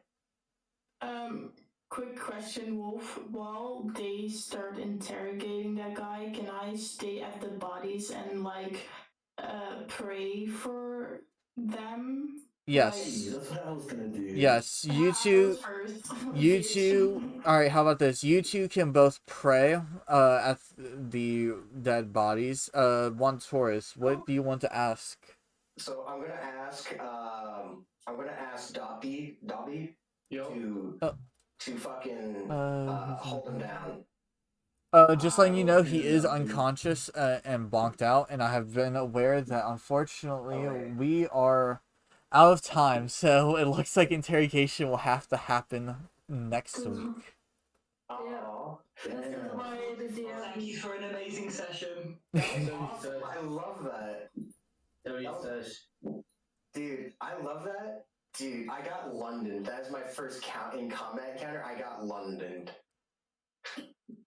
That is And it turns out that my original plan with Sentry was to have them be a crossbow main, but it turns out fucking dagger main is this bitch's thing. Do you dual wield? Do you have like dual wield proficiency? No, so anyone can do 2-weapon fighting, just the second attack, the bonus action attack, you don't get to add your modifier to the damage, which means I just do a flat d4 on the second damage. So I fucking lobotomize someone. Yes. Pretty much. But dude, I'm gonna when I get my hands on this guy, it's gonna be fun for me. all Not right. fun for me, but it's just old things Right. hard. Thank you all for joining us on the official first session number 1 of The Curse of All Vale. I do hope everyone has enjoyed this very first encounter, as there will be many more to dwell into. And until next week, I do Thank hope you, everyone has a great Ray. one. That was amazing. I loved it. The rap of the dog turns to one Taurus. We're just fucking around. My guy, old wounds are being reopened.